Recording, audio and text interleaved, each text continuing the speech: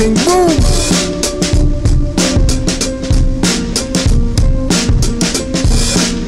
The problem is we started thinking like the colonists to know the true Ali. Started dropping it. The problem is we started thinking like the colonists to know the true Ali. Started dropping it. The problem is we started thinking like the colonists to know the true Ali. Started dropping it. The problem is we started thinking like the colonists to know the true Ali. Started dropping it. Dirty Moors still attempt to infiltrate the order. Active Moors are truth and take it to the corners. Across highways, past hedges and through borders. Move on dirty Moors like broken down waters. Watch out for agents and provocateurs trying to get next to their heads with the doctor's cures. They never pay dues and don't pay dues, contradicting with King Alfred to give clues like news. Noble Drew Ali died some Palemore blues. Prophet saved him his money before the floor fell through, and that's true.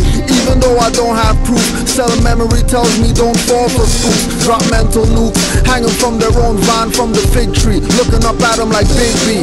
No white flag or mercy for you fags. 5-point and pentagram is on our flag. Green, but not for cream. That dirty Moors took to throw off the balance of the Grand Treasury books, getting offers like high school ballers. Those that infiltrate are not Moors but robbers, robbing the people blind, deaf, dumb and crippled. They can't tear this up, not one drop or trickle. No matter how hard they try to perpetrate the fraud, dirty Moors always fall on their sword. The problem is we started thinking like the colonists to know the true Ali. Started dropping it. The problem is we started thinking like the colonists to know the true Ali. Started dropping it. The problem is we started thinking like the colonists to know the true Ali. Started dropping it. The problem is we started thinking like the colonists to know the true Ali. Started dropping it. Me nah play with uno so simmer and easy. From 19 how long, me see it's sleazy. So sick, it's measly and disgusting. Everyone stood there. The Moors did nothing when Drew was attacked. They took the covenant that they will protect him and have his back. Behind on dues by 4 months, going to kangaroo courts to perform stunts. Temples versus temples, lawsuits from inner fights. Not doing their job, 3,500 for birthright. Mufti Force left the post to be in Gucci stores with God. I thank Allah for the Sufi Moors and Buddhist Nagas. Moorish mic renaissance, not rap sagas. Confusion clearer, MC battle scar wearer. Moorish nationality declarer. Straighten out the crooked ways, rap conduct squarer. The problem is we started thinking like the colonists to know the true Ali. Started dropping it. The problem is we started thinking like the colonists to know the true Ali. Started dropping it. The problem is we started thinking like the colonists to know the true Ali. Started dropping it. The problem is we started thinking like the colonists to know the true Ali. Started dropping it. Let me strip them down, I'm the bone bearer. Negro, black, colored, minority, death preparer. Not the being, but the label attached. See me like Martin, going crazy, waving gats. Cause you call yourself black, that's a kick me sign on your life. Can't stab your enemy holding the blade of the knife. Numbskull MCs flow so dull that I'm pulling down Orishas like skull caps to torture the rapper, scissor sippers. Rapper, CD scratcher, insert ripper. Call me Jack and get slapped though.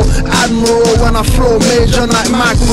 Don't spit on a cameraman like Pac will, but beat the case like Black Bill, but no lawyer. Ask Jim Carrey, liars do nothing for you while they get rich and pour you. Make you follow magistrate orders that get the coke to snort from hood corners and blocks ghetto. All I see is rappers, dress codes, repedo, tight shirts, skinny jeans looking like heavy metal bands. I'm not Bay but L like Gred and Hands. I grab mics, no sweat in hands. With birthright brands, I don't worry about getting scanned. The problem is we started thinking like the colonists to know the true Ali. Started dropping it. The problem is we started thinking like the colonists to know the true Ali. Started dropping it. The problem is we started thinking like the colonists to know the true Ali. Started dropping it. The problem is we started thinking like the colonists to know the true Ali. Started dropping it. What up?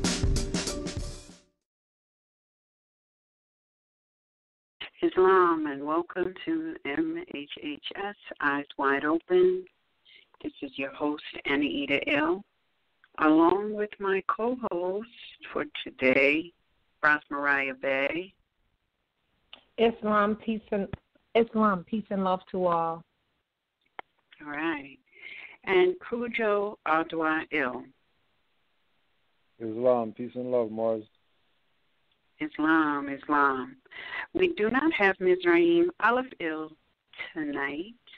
However, you can listen in this Thursday for Mizraim and Cujo for Sons of Allah at 9 o'clock. So we started our week off with Sisters Standing on Law on Sunday. If you didn't catch it, you can go back to the archives and listen. Today we have Principles of Nationality in Action.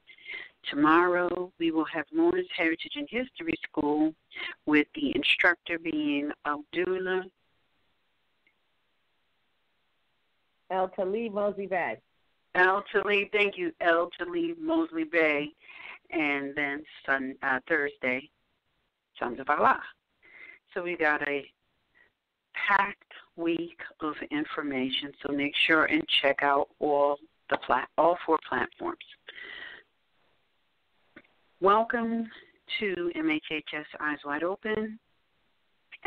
Today's broadcast, before I get into today's broadcast, I just want to say,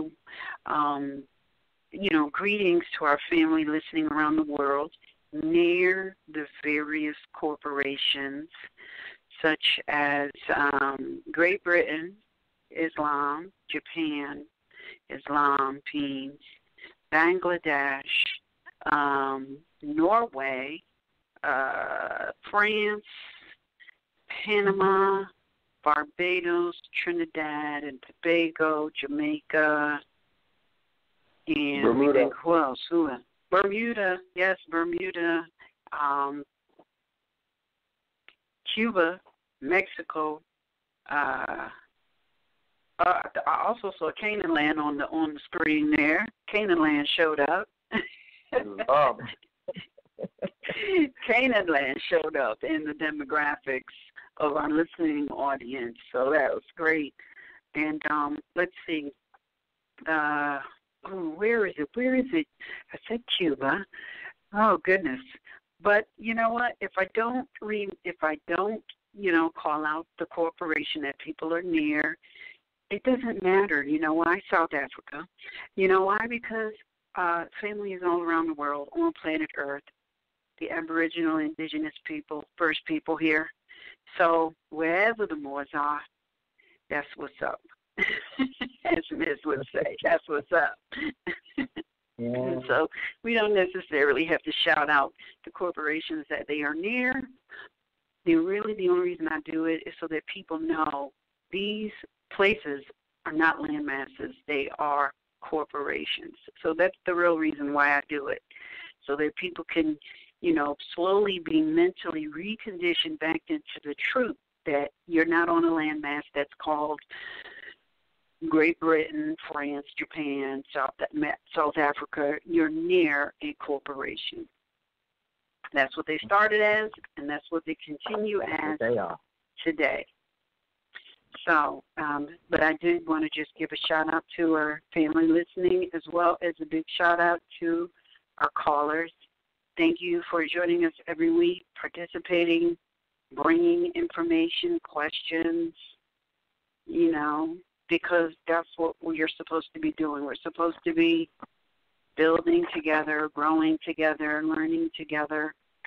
And whether you recognize it or not, you're learning. You're either learning voluntarily or you're learning some other way, but you're learning nonetheless. Which brings us to the subject of today's. Quick question. Go ahead. What? We got a couple emails with regard to the proclamation papers, and they've been waiting and stuff like that. If you could just I can tell you the bottle or the black log. I can tell you that a lot of mail went out last week. More mail is going out this week, and there are some pieces of mail that's old that will be getting witness autographs.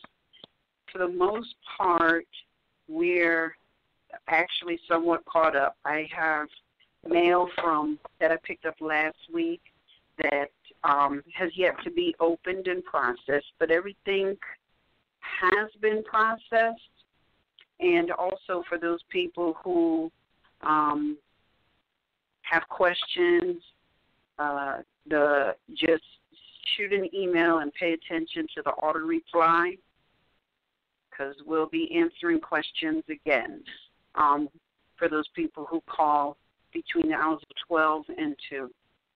But almost everything we're caught up on. So I know there's like maybe a few people who, well, I need to talk personally with, and I've already reached out to them. I don't know where. So we'll have to have a conversation about that. But for the most part, Ceiling is back up and running and fairly caught up. So just check the mail, because like I said, stuff is going to go out tomorrow. A bunch of stuff went out last week. So if you haven't received it, what I've been doing is if I've been sending an email, if you haven't gotten an email, it's either because we haven't processed your stuff or we couldn't make out what your email address was, or you didn't provide one. Oh, can I jump on that one? I get the same thing, and it's sad because sometimes, I have it all drafted up, it's all nice and pretty, and then there either is no email, and it's reminded to do so, or it's so illegible that I can't make out what the email is. And that's I have a few. Yeah. I have about a dozen emails that kicked back as invalid because I guessed that what was written, and I guessed wrong. So I don't know what it is, but it went out in the mail. So either way, somebody will be getting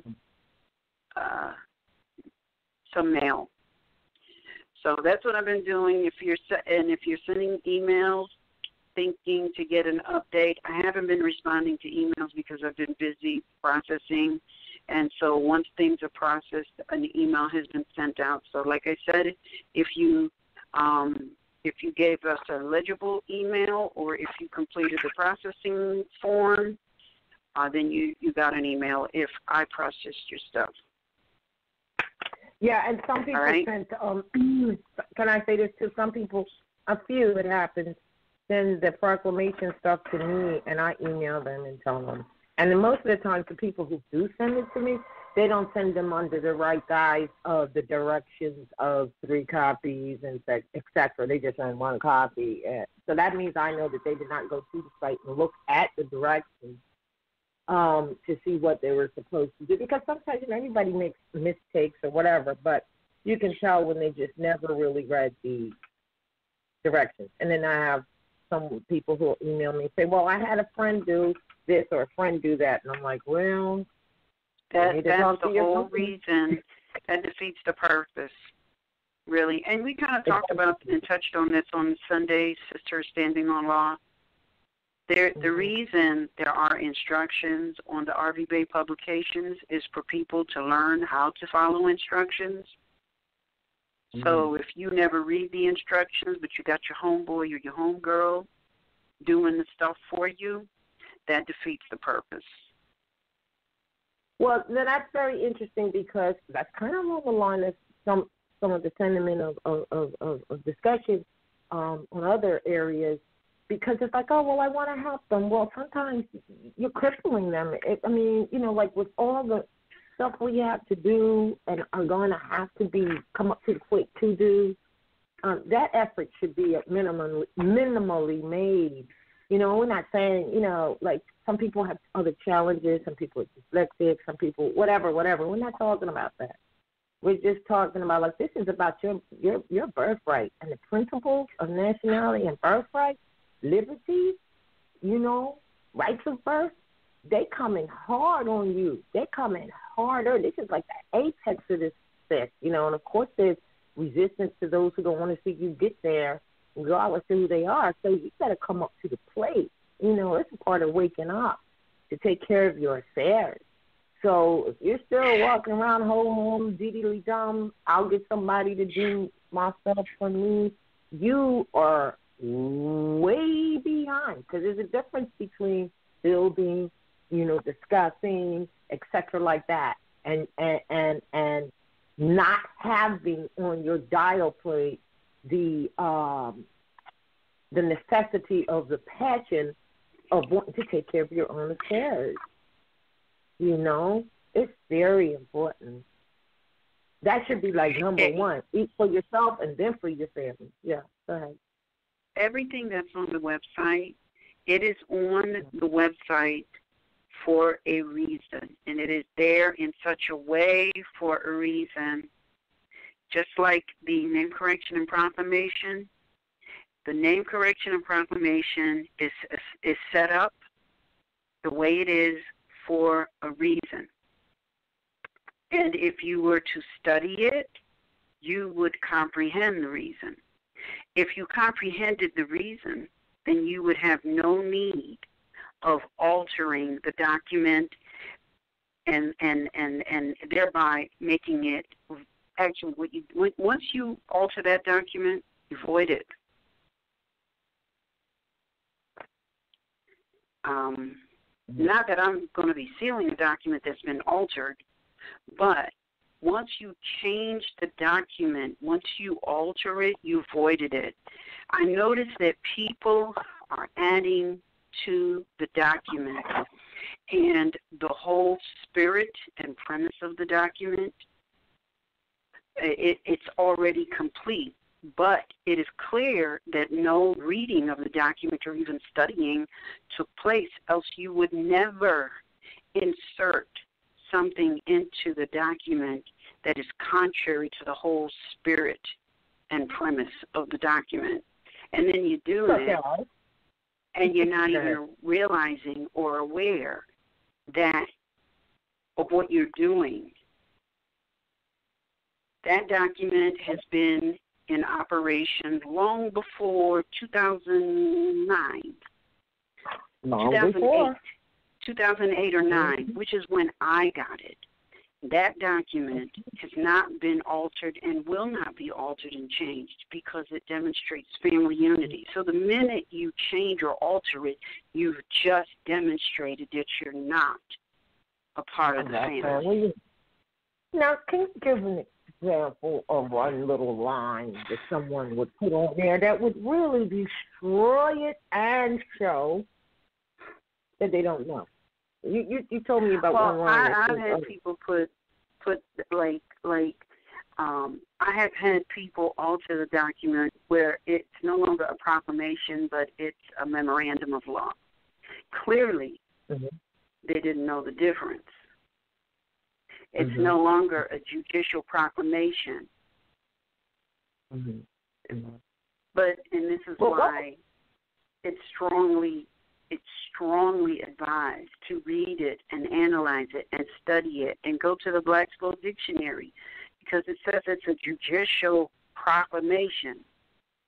So it would be of benefit for people to go into the Black's Law Dictionary and look up what is a judicial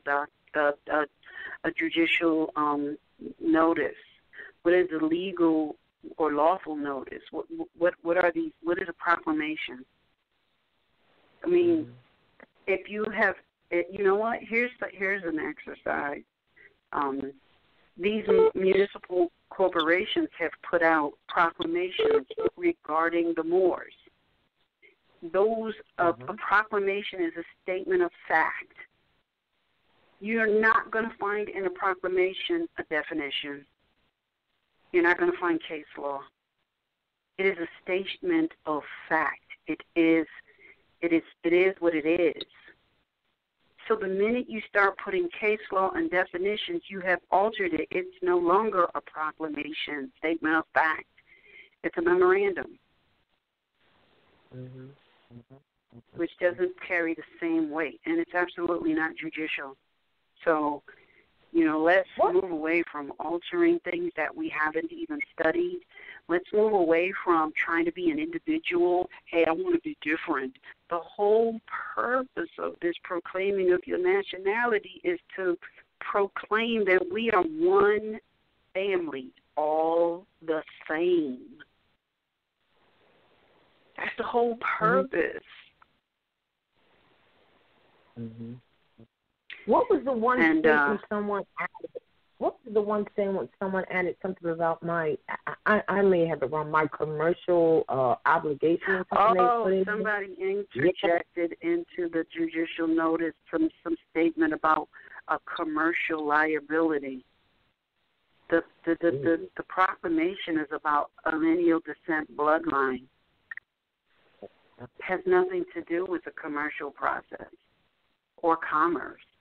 It actually refutes the whole premise or an assumption of commerce or commercial, anything. So that's just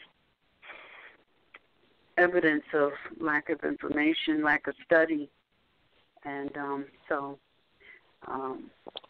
the name of the game here, at the beginning and the end of the day, is study, study, study. That's it. There's nothing else. There's no chip that I can come and put into your brain, and all of a sudden you have all the information that you could possibly need or want. It's about study. And the reason you're studying is to change your mind.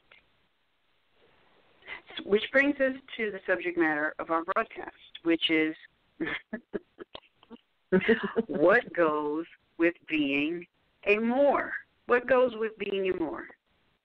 Now, you ought to know that when you say you are a Moor, what goes with that automatically is you are a Moorish Scientist. So as a scientist, what must you live by? What must you know? What is your guide? How do you find it, and how do you determine it? Now, if you think it's about you being the next prophet, savior, Messiah to bring people out of the darkness, think again. What Prophet Noble Drew Ali brought us, it is just like Yahshua. It's not new. Just like Muhammad, it's not new. It has always been here. None of the prophets brought anything new. They brought you the principles of universal law. It's not new. It's how everything exists. It has how everything is manifested, including this human body. Everything is all about the science, which is Moorish science. So part of our learning is to evolve upwards, backwards to where we were. And if we did more studying of ourselves rather than focusing on that which is outside of ourselves, we'd be in a lot better position, because science and universal principles tell us that man, chapter 1 of the Quran, man is mind. So that means everything that you are not right now experiencing is a manifestation of the mind. So if you don't like it, the person that you need to sit with is yourself, because you manifested it, good, bad, or indifferent. Now, if you understand science, you understand there are no good, there's no bad, there's no right, there is no wrong. There is just lessons to learn. And the lesson is about one thing, bringing you back to the whole. You're no longer separate. You're no longer out there by yourself. You're a part of the whole. So if you still are operating from a divisive position, you have some lessons to learn.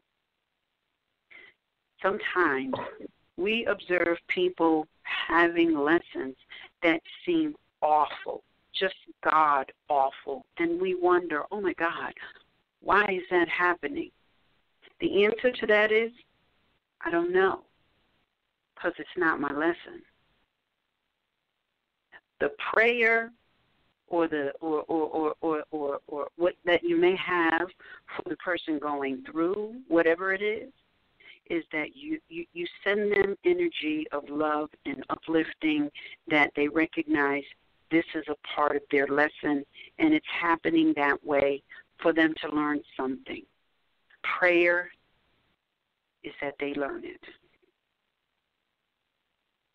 It doesn't matter what it looks like to you or I, because it's not our lesson. So it doesn't matter what it looks like to you or I. It is all about their lesson. So, but the focus is, what is your lesson? What are you here to learn? Many of us are so rigid.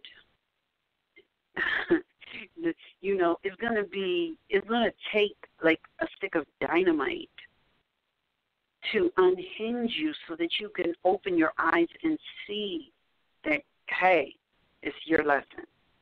And then some of us are a little too fluid. We need to tighten stuff up. This whole thing has nothing to do with anyone or anything outside of yourself. Everybody is concerned with, I want to save my mother. I want to save my father, my sister, my brother, my children, my this, my that. It doesn't matter what it is or who it is. It doesn't matter who it is. It doesn't matter that you love them to pieces. It doesn't, I say it doesn't matter because it's not your lesson, what they are going through. The only thing that you can do is send them love. You don't need to be antagonistic. You don't have to be mad or angry. Some people think they're not mad and angry, and they are. And how can you tell that they're mad and angry? Because they attract mad and angry people. The principle is like attracts like, you know. You know, so if you're attracting people, if you're wondering, wow, you know, this is a loving, free-flowing person, they just floated into my life, and then they floated out. Well, geez, why'd they leave? Reflect on yourself, and you'll have the answer. I remember years ago when I got into metaphysics, and I was asking myself, am I on the right track? Am I on the right track? Am I doing the right thing? What can I do better? How can I get this lesson? Am I on the right track? And I was zooming down the highway, and the song came on, and I can't remember the exact words, but I was like, oh, my God, this song is talking to me. Another time, I was at the bookstore where I used to just about live at the bookstore. I was at the bookstore, and I decided to go and find a secluded area. So where I was, there was like a bookshelf that curved around, so you couldn't see me, because I wanted to know if I was putting out the right energy. Like, was I putting out the repel people away from me energy? Because I used to do that. I used to put out the energy, stay away from me, and so what? Guess what? People stay away. I learned that that's not a good thing. You know, you need people to see yourself. People will reflect you. If you, right? You need people to see yourself, but also you're going to learn your lessons. You're going to learn the most beautiful lessons and some of the most horrendous lessons from your interacting with people. But it's the lesson that counts. So I was busy repelling people, so I had to learn to attract people. So I planted myself in this secluded area where nobody could see me because I was within the curve of a bookshelf. And then all of a sudden, no one was there. And then all of a sudden, people started coming over to where I was. And I'm noticing that they're coming over to where I was. And then this European daughter sits down next to me and just starts talking to me. I can't tell you what she was saying because I was so in the moment of, wow, I'm absolutely attracting people and not repelling them. And it was like I was outside of my body watching this person talk to me. And so I didn't hear what she was saying. I can't even tell you what she was saying. But I learned my lesson, and I got my answer. Yeah, you're on the right track, and yeah, you're no longer repelling people. You're attracting people. Every now and then it kind of comes back. Sometimes you just can't help it. So that was a lesson for me, but also I was attracting a certain type of people, and I kept and for a long time I was so focused on them that I was like, okay, wait a minute, I don't want to attract this anymore. So I had to go within myself and start really looking into myself. Now, what's hard about that is you got to look at all the good, what we classify as the good and the bad and the ugly that is within ourselves, but you got to do it. So I went inside of myself and I realized, I got some crap in me, and that's why I'm attracting this certain element type of a person. So I went to work on myself. Now, let me tell you why I really and truly dug in, because, like I said, I was in my metaphysical phase. I hadn't even found Moorish Science yet, but I was involved in Moorish Science nonetheless. So I knew that like attracts like, and if that's what was being attracted to me, then there was something within me that I had to work on. What goes along with that is you want to, reincarnation, believe it or not, you want to work on people you have a negative relationship with right now. You want to work on yourself, where they are concerned more than them working on themselves. Forget about them working on themselves. Where they are concerned, you need to work on you. And this is why. If you do not resolve that issue and you don't care to interact with that type of energy again, you need to resolve that now, because you're going to come right back and you're going to meet up with that same person and you're going to go through those same situations, and it's going to not be so pleasant again. So if it's really not pleasant for you, then you need to go to work on cleaning up yourself. And that takes a lot of strength and courage, because many of us, we're in denial. We're the greatest thing since sliced bread. We think that we're the savior to everybody else, and if somebody's in your company, they're also privileged to be in your company because you're the god. Bull crap. If you were all that, you wouldn't be here. So get to working on yourself, because that is the science. And if you didn't know what the guide is the astrology. Whenever I get a little bit confused about what's going on with Anaid, I go to my astrology chart every time. Now, for those of you who have not yet figured out, now this is before I came to Moorish Science now, I ran into, because see, if you're studying, you're going to run into this stuff. You can't help it. I was studying long before I ran into the Moorish Science and Moorish Nationality and birthright, and I was studying, and that's why I ran into cosmology. Now, I am not a master Sayadaha like RVBey, but I can figure stuff out. You can figure stuff out. And, you know, and you know what's beautiful? Hold up, wait. Before you go there, let me just tell you how beautiful you all have it. I did not have these books written by the master astrologer RVBey to help me. You all do. I didn't have those books, but I figured it out enough to find a little bit of myself. And from there, it was off to the races. I've been discovering myself every single day. And I do that through cosmology.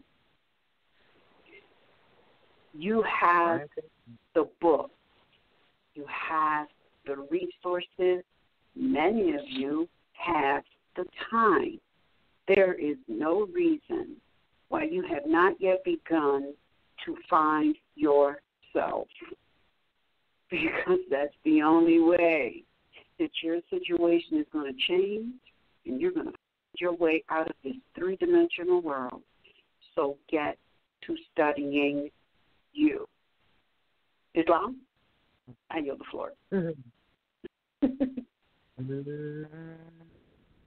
Islam.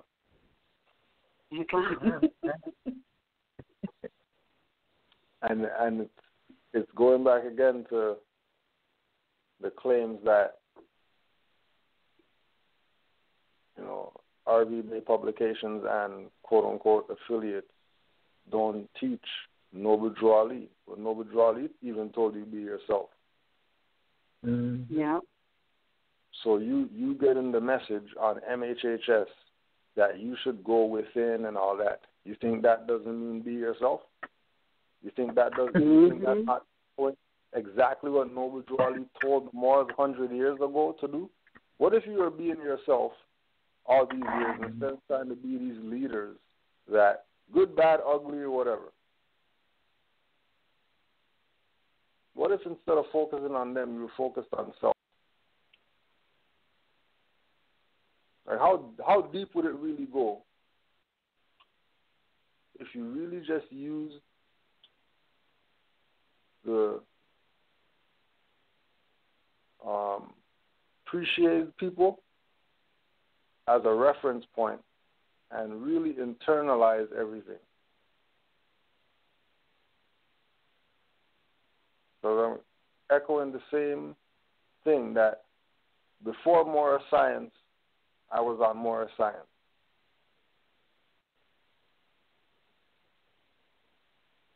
Just didn't call it Moorish Science. But it was Moorish Science when I actually found out what Moorish Science was. I'm like, damn, I've been on Moorish Science. How come nobody told me I was a Moor if we were on Moorish Science? And it goes back to the thing that, you know, that's for you to know. Not going to be told certain things.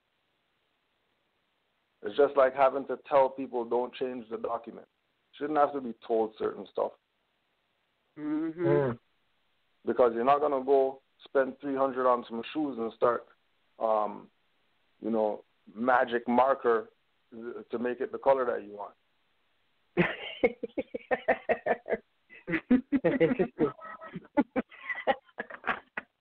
You're not gonna have your favorite player autographed T-shirt, and then you're cutting the sleeves off, talking about it's still worth something.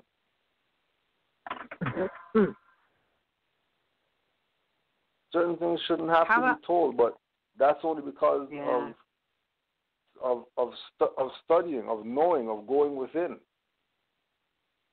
The only way it's gonna happen is if you go within. It's not going to activate, play external. It's never, ever, ever going to activate. It might appear, you're going to get the illusion, you're going to get the hologram that you're activated, but you're not really activated. So you have to go within.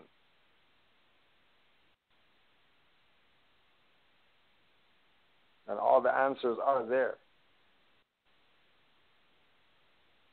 And then again too, just like with the astrology, right? You know, we have the luxury of having RVBey have books on astrology that you have a guideline. It's the same thing with, we had the luxury of actually having Noble Drew Ali's literature that we could actually check, see what he said.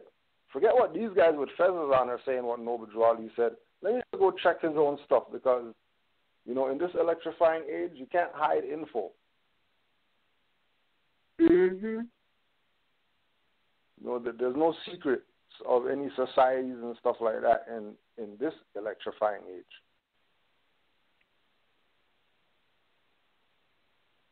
But it all goes back to this, because you're not even going to know that until you know yourself. The information is not going to gravitate to you if you don't know yourself. You know, just like with Mother Anita talking about drawing the right people to you. Same thing with info, drawing the right info to you. You know, like even in my library, I have some quote unquote irrelevant books that I haven't ever looked at in years, because I already know it's not nothing. But there's some people out there coming in with their eyes wide open. You go to their library, you think that you're in some lodge or something like that, just because they went within and so much information was coming to them that they had no choice but to be a book hoarder. And then having the willingness to learn, to actually read all the books.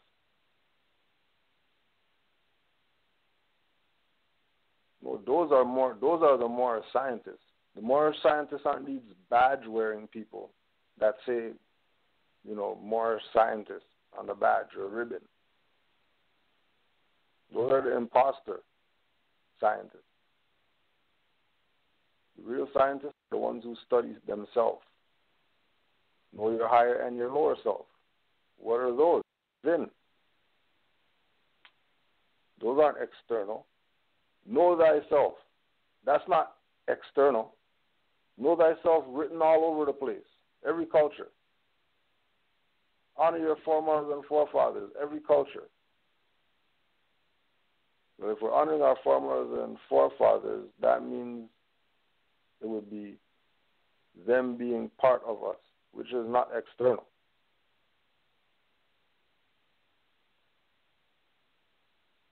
So it all goes back to that idea, which is why Noble Drew Ali sent us to go honor prophets like Buddha.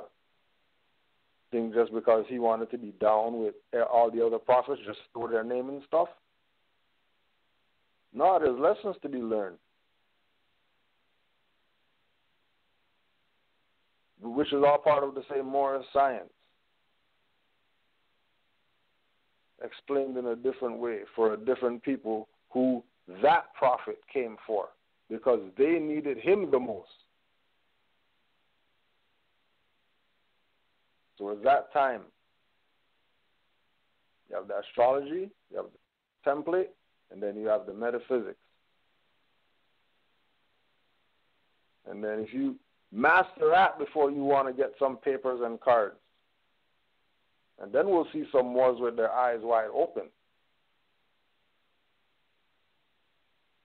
You would see these old Moors being levitated out of the temple by new Moors. To touch them, you just mind move them out of the temple.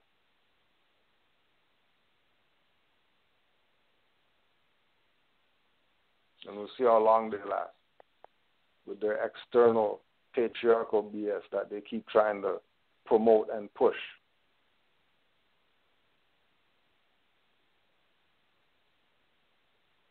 If man is mind, then man's internal. Man's not a being walking around. That's all right. But I'll yield the floor. I know. Yeah. And you were going to say something? His mom. Huh? You were going to say something? You were going to add something earlier? Me? Yeah, so. I thought you were trying to. Yeah. No, because the truth is area is all about going within. When you mentioned earlier, well, you know about, what? I was. Go ahead. Because, we were, this whole topic of discussion, I think we've been talking about this for like 2-3 weeks. Has it been 2 or 3 weeks? Mm-hmm. We've been talking about this, and that's why I felt like, it was something that we should bring to the table. We talked about this before, but, every now and then you got to bring it back. This whole thing about lessons, it's so enormous. It's bigger than us, and it has such far-reaching tentacles. And, modern Europeans, they have us following something that is not based on cosmology, it's not based on our heritage, and it's not based on universal principles or natural principles. And that's why when we say things like, look, this is for you, even the prophet said, save yourself. He said, I gave you enough to save a nation, now save yourself.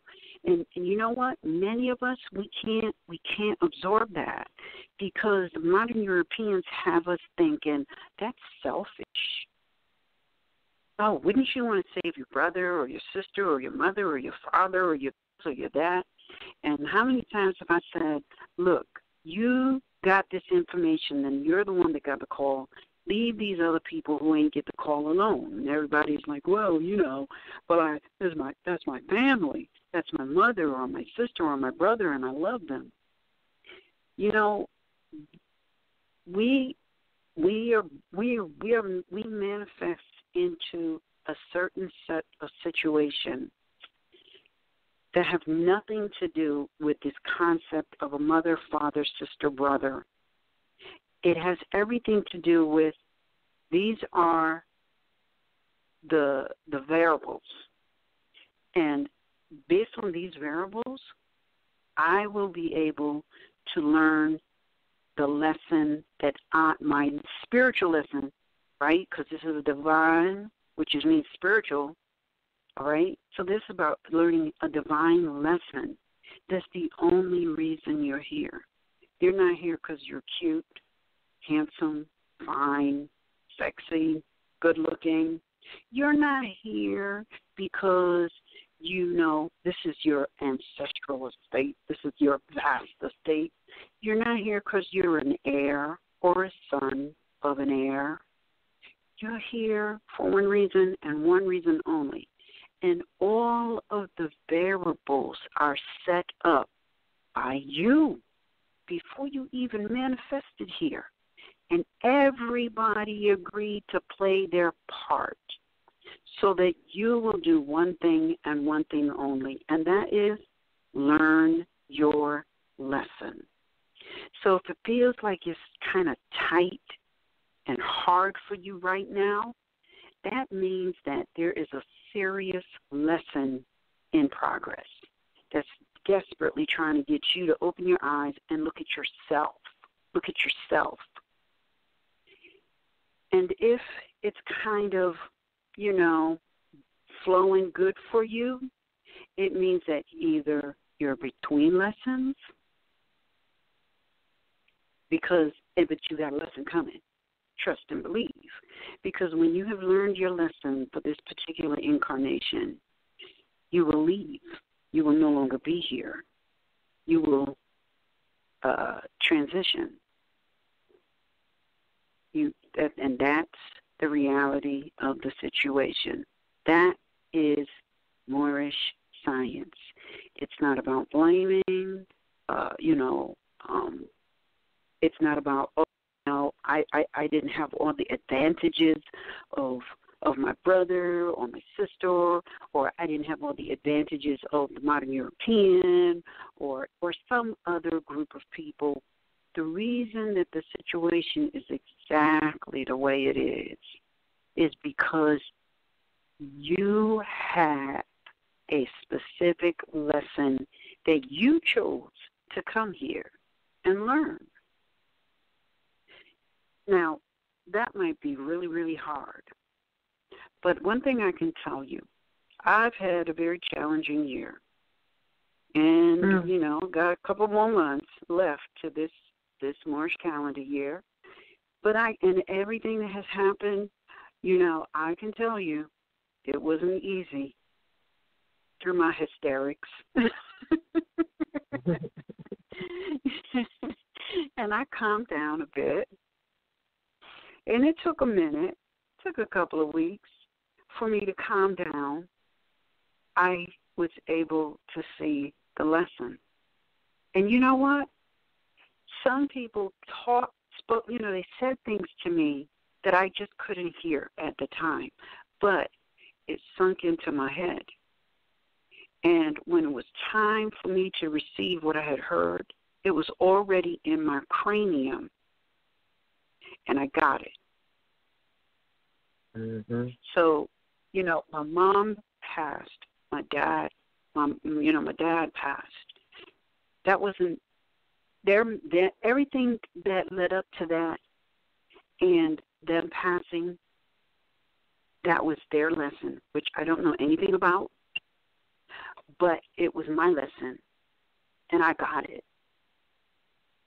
You know, the fire, it was very trying, and I can tell you when I saw it and I was going through it, it was most distressing. I'm on the other side of the lesson, and I see it for what it is now. And we all, and it was my lesson. And you know what? Within those 3 incidents that you may have all heard about, there were other lessons. And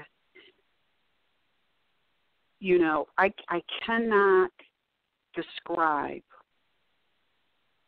the feeling that you have when you get a lesson. It doesn't mean that you have no more lessons coming, but when you get a lesson, you know, I had the most profound lesson this year, and I got it, and it freed me, and I felt freed.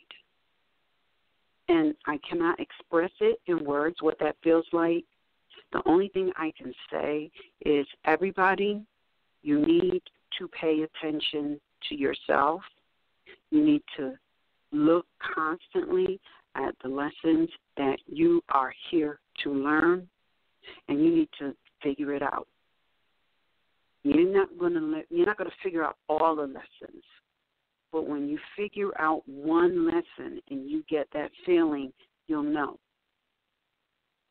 When you get another lesson and you figure it out and you get that feeling, you can feel like, oh God, you know, at least I accomplished something in this incarnation. And so it's so freeing that you begin to look for more lessons to learn. I want to figure it out. My prayer for myself is that I learn my lesson through peace and love and not pain and suffering. And I have to say that these last couple of lessons, they felt like they were pain and suffering, but really they weren't. They were peace and love, because I had the love of a lot of people sent to me, which I am so thankful for. People that I know and people who I don't know, who just sent that energy of love and support. Figure it out. And I'm so thankful for that. And everybody needs to be in that place where you're learning your lessons, and we're just sending love to everybody so that they can figure it out. That's Moorish science. You can't even explain it. You just have to experience it. Islam. Islam. I just want to read Orders of the Great Work, Manly P. Hall. The manuscript contains copies of correspondence from Solomon Trismosin, Trismosin, the Paracelsus, Paracelsus, and some fragments of Trismeus and Isaac of Holland, giving out chemical processes and formulas. The first letter is from Solomon, written in the village of Lucin, Lusin, April 18, 1515. Extracts from this letter leave little doubt as to the relationship. You have been to me the most beloved disciple of my school. Therefore, I will reveal to you what otherwise I keep secret. I cannot teach you, neither can any man in this world, how to place your hand so that the lion will show himself in his good rays. You must experience it. I have consummated the work for another time. I will now rest. Amen. And do die. You have to experience it. Mm. You have to do the experiment. Experience, experiment. You have to do it. You have to be the one in the lab. Everybody's experience is their own. What they get from it, that's their lesson. But what you get from it is also a lesson.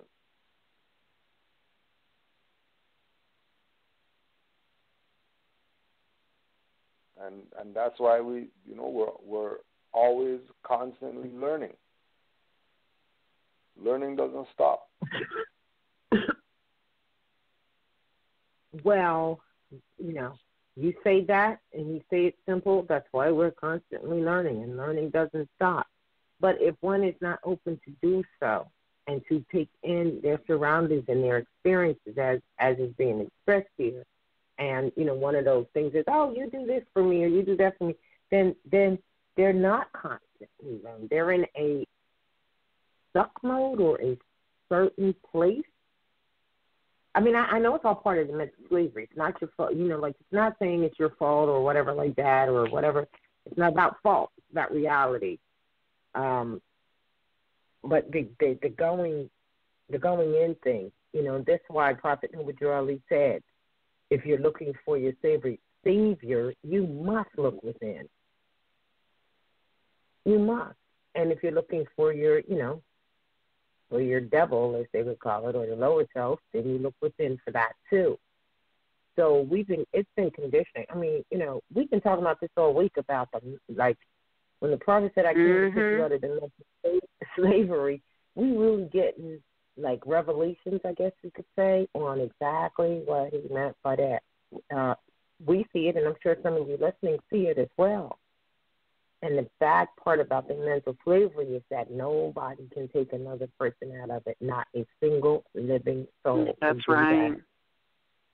And that's right. And I guess that's why he said, let's start what? People need to do what? So. And and as you're saying, everything is a lesson, no matter how it looks. It's a lesson. And Raz and I, we were having this conversation, I think it was this week and last week. I think it's been 2-3 weeks we've been talking like this, because we're looking, it's like you're looking down at a situation and you're like, oh my God, why is that happening? It shouldn't happen. It shouldn't be that way. And I keep saying, but that's their lesson. No, how can there be a lesson? I don't know, but that's their lesson. Well, they should have went to the left, but they didn't, and that's their lesson. Oh, they should have went to the right, but they didn't, and that's their lesson. It doesn't matter where you go. You know, it doesn't, because you know everything has a choice. You know, we've been mentally conditioned to believe we don't have any choices, but we do. Everything has a choice. Every choice is a lesson, and it is the exact right lesson. And why do I say that? Because the universe is perfect. To imply that was wrong would mean that the universe is not perfect. If the universe was not perfect, the oxygen supply would have ran out a long time ago. The planets would have collided with each other a long time ago. Right? Somehow. Right? So everything is perfect. You know, even if the planets did collide, that's still perfect. It was supposed to happen. Everything happens exactly the way it is supposed to happen. So what we need to do is stop crying about it and whining about it. I mean, well, let me just rephrase that. Cry and whine, you know, because you gotta let it out somehow. But at some point, you're gonna have to stop crying. You're gonna have to stop whining. You're gonna have to look at what is in front of you, and you're gonna have to figure it out, because that's the lesson. You can't run from it, because that's why you're here. And you can take now, and even if you run, that's still a lesson. So, you know, when you look at it, really, it's very deep. It is a divine and masterful plan. You participated in putting it together, and you know, here's something just to contemplate. Everybody that you have, we're just going to focus on the people you have consciously encountered, meaning you are aware and you have a remembrance of meeting a person in this particular incarnation, all right? Everybody that you are aware and conscious of meeting in this incarnation, do you know, before you even manifested in the flesh here, everybody agreed to meet you at that time, at that place, and that given situation? Everybody agreed. That's Moorish science. And here's where the lessons come in at. Because I've had people say, well, if everything is destiny, then why do we need to, you know, look at, you know, what's happening or going to happen or whatever. Now, I have to say, Max Heindel, who wrote the book, that's Max Heindel, Heindel, and he wrote it at the turn of the century, right before around late 1800s. And he put in there, and I'm not going to word for word, I got it on my wall in the other room, but basically, destiny is destiny. That what you just said is the destiny. However, fate is the circumstances upon the road that present themselves for you to overcome. And that's where you start understanding the religiousness of the planetary movements, how they act when they're near each other, all mathematics and geometry. This planet is this close to that planet as it relates to it's emitting its rays onto where we are. How does that affect anything, even though you don't see it, the unseen? So that creates a faith that you can count on. How you get over, that's the part of the circumstances that you must overcome. The difference between, if you will, destiny and fate. So without knowing that science of the universe, then you will have a difficult time getting through whatever obstacles or what appears to be obstacles that come in your way. So that's why you got to know. That's right. I can give you. That's right. And that, and you know what that is? That's free will. That's free will. See, you have in front of you a path. You have a path that goes to the left. You have a path that goes to the right. And you have where you stand right now. Now, you have three choices. That's free will. You're free to make a choice, and you're free not to. But it doesn't matter what choice you make. In each of them is a lesson.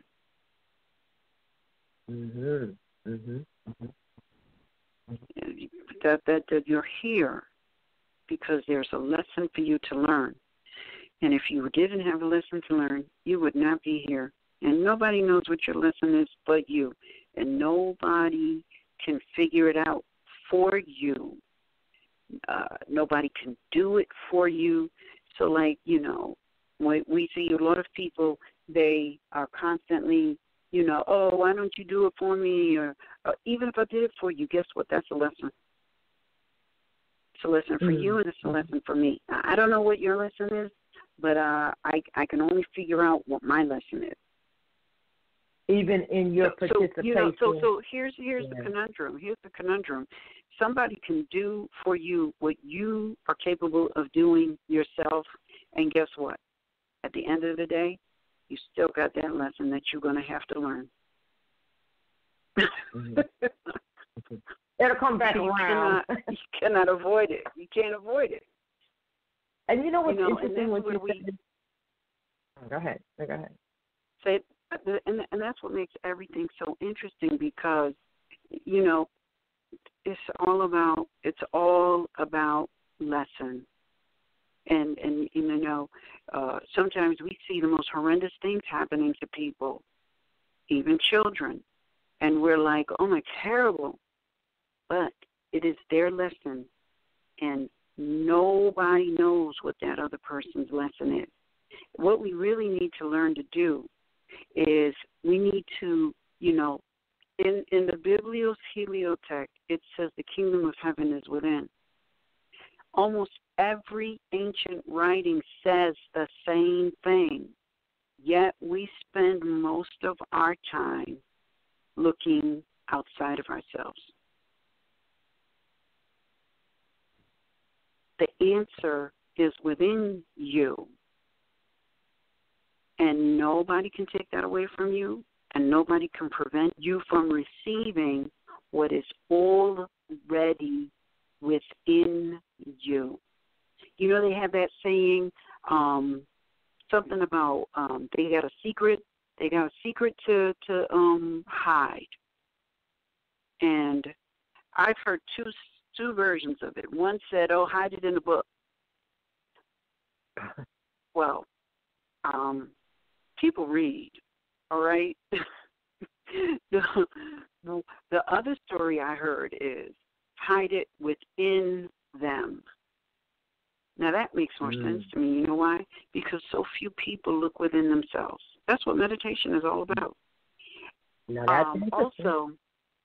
Also, why solitary confinement is the most successful form of torture on this landmass. You hear people say, oh, yeah, they had me in 23 hours of solitary confinement. And they're about to lose their mind. You know why? Because solitary confinement forces you to go within. So the more you fight it, the harder, you know, it's going to be very hard. And you know what? People have lost their minds being in their own company with zero distractions. That's how powerful solitary confinement is. That's how powerful the mind of man is.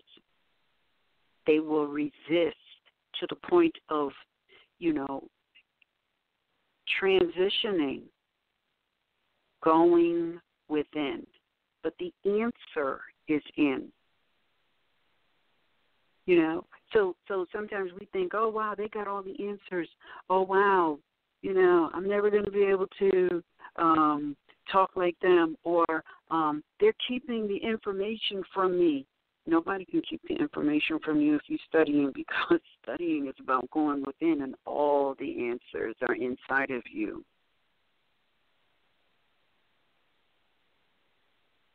Now, one thing to add on. One thing to add on is that there are times that you are going to look within yourself and not like what you see. Absolutely. And those are the things that you have to face in order for you to see. For your eyes to really be open, you have to deal with the stuff you don't want to deal with. Because remember that, like they were saying in the Manly P. Hall book, remember that the whole concept of the metaphysical teachings is really alchemy. It's really getting yourself from lower to higher. When they say metaphysics of the Bible, it means that what's on the page is really not what it is. There's a higher perspective you better get if you're going to claim that you know something about that. And going through all those stages is part of the lesson that, just like in school, you got a lesson, you pass, you go to the next grade. If you don't pass, they're going to hold you back. Which, when you don't deal with your lessons, your life gets held back. Mm-hmm. You stunt yourself. Wow. Go for that one. Yeah. You stunt yourself. Mm-hmm. And then it would. Even when you look within, some of the things that you see might not be of your creation. Mm-hmm. So you got to figure out now the lesson is how that get in you. And how are you going to expel it? Because you can't move until you evict the disagreeable entities. Mm. When you hear people are, people don't think before they react and stuff like that. That's disagreeable entity behavior. People have what they say in the island, spirits on you.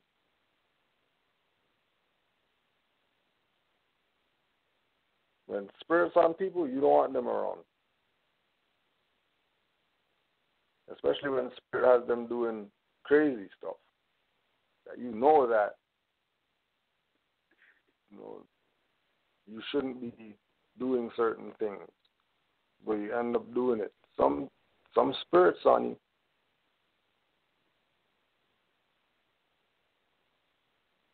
And this is again where it comes into getting back into your culture and having certain crystals in your possession. Having certain scents that you wear. Not just have, a shelf with 15 different perfumes or whatever. You know what type of spirits all those different stuff is calling? Because you know that there's artificial thought forms. So there's artificial thought forms, and those thought forms are going to gravitate to artificial things. You think Jergens is calling something for your benefit? Jergens lotion? Yeah. Wow. It's sure ain't what it used to be. Right. Because remember that, and also with this concept of the Aquarian age, the worlds are meshing more. Before, you looked at the corner of the eye, you might have said you saw something. Now, something's there. something was actually there.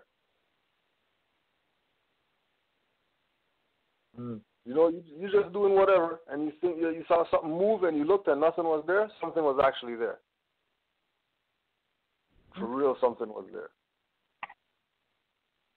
Doesn't necessarily have to be something bad, though, does it? Not at all. Not at all. Because it's all part of the lesson. You know, you know what you saw. You know what you experienced. You know what makes, you know, the hair on the back of your neck stand up. You know when you get certain vibrations. All those are all the signs of, you know, there's something inner going on. And once we focus there and we put our attention there and then move outward, that's where you start really getting into the energies and making use of the energies and knowing what your purpose is and all that, which is all included with the whole thing of being internal. I yield the floor. Well, it's interesting when you mentioned the higher self, or, you know, try to reach the higher self. No, Prophet Noble Drew said, hey, guess what? You got two selves, higher self and a lower self. Now, what I found interesting in it is that, you know, unfortunately, religion has really screwed up people purposely so. Because as you mentioned, Annie, all of the disciplines, no matter what you read, they all really basically say the same thing. And I was looking at, you know, Genesis 1 in the bibliothek as it escapes or slides into Genesis 2, and it's two different people there. They call them God and then Lord God. You know, people try to say, oh, it's the same person. No, it's not. It's telling a story. And what we found out last night as I was looking at this is that it's not as complicated as it has been made to be. As an example, and when you go to the 101s, it says, oh, man was manifest, and then Friday is the holy day, you know, it's the day the man was formed in the flesh, and the day that he departed. So we know that means his manifestation into, you know, into the physical existing coming through the womb. That's the flesh. And being formed in the womb. That's the flesh. But now man is mind, right? So now we're manifesting on, we call it Genesis 1 manifestation. Now when you look at it, you know, there's no flesh eaters in Genesis 1. None at all. They come later in Genesis 2. But something else also comes in Genesis 2. And that is the creation of man from the earth, which is Adam, which they call Adam, which is really the slave. It's indicating the slave, but something's even deeper than that. It's, from what I saw, is that if, for instance, the universal message was, because it wasn't like God said, it's the universal message, the universal light energy, says, hey, go down there to the earth, have fun, you know, you got dominion. And man being manifested in the flesh, human form, you've got dominion over everything down there. You've got food. It's going to be make the fruit of the trees your meat, not flesh your meat. The fruit of the trees, you don't have to worry about chasing after food or whether you're going to be able to eat. Now, I'm just saying this to you because this is what Genesis 1 for all you Bible readers and churchgoers and who may be thinking again about these ancient scriptures of telling a story. So it's like go down, you're going to go down, you're going to be in the flesh, you're going to have everything you need, replenish the earth, have fun at it. You're cool, everything is fine. So this is what the universal mind or your God, whatever you want to call it, said for you to do right there in that bibliophilic text. That's what you're going to do. But then just as it slides into 2, some contemptible spirit, you know, that they call Lord God in there, says, I'm going to infiltrate this. And I'm saying this because all of you who are reading the Bible is right there. This is not an interpretation. It's right there. Says, I'm going to infiltrate this. What I'm going to do, before the fruit of the trees grow, and I'm going to make a mist come from the earth. That's not rain. A mist come up from the earth. I'm going to clear out a little spot here, and I'm going to put trees and fruits in it and, you know, everything in it, and then I'm going to create Adam, and he's going to till the land. That is the indication of the slave. I'm just saying that that's what it is. But the idea of it was not that more perfect idea of calm down, enjoy the earth, have food off of the trees, have your dominion, exercise your dominion, don't hurt anything, just be happy, right? And replenish. All right. So now the infiltration comes, and they create a garden, and the man to till the garden. And they say, whatever you do, don't you eat of that tree, the tree of knowledge. Don't do that. And so then later, hidden inside is the woman comes down and she says, to Eve, what they call the serpent, to Eve, right? What you eat of that tree over there? Because you'll have knowledge. And that happened.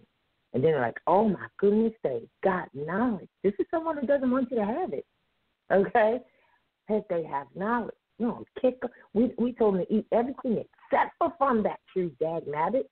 So now we're going to create another plan and put a fire in front of the tree and a burning bush, and don't whatever you do, don't you eat of that tree of knowledge, because then you'll have eaten of the tree of life, and you'll have everlasting life.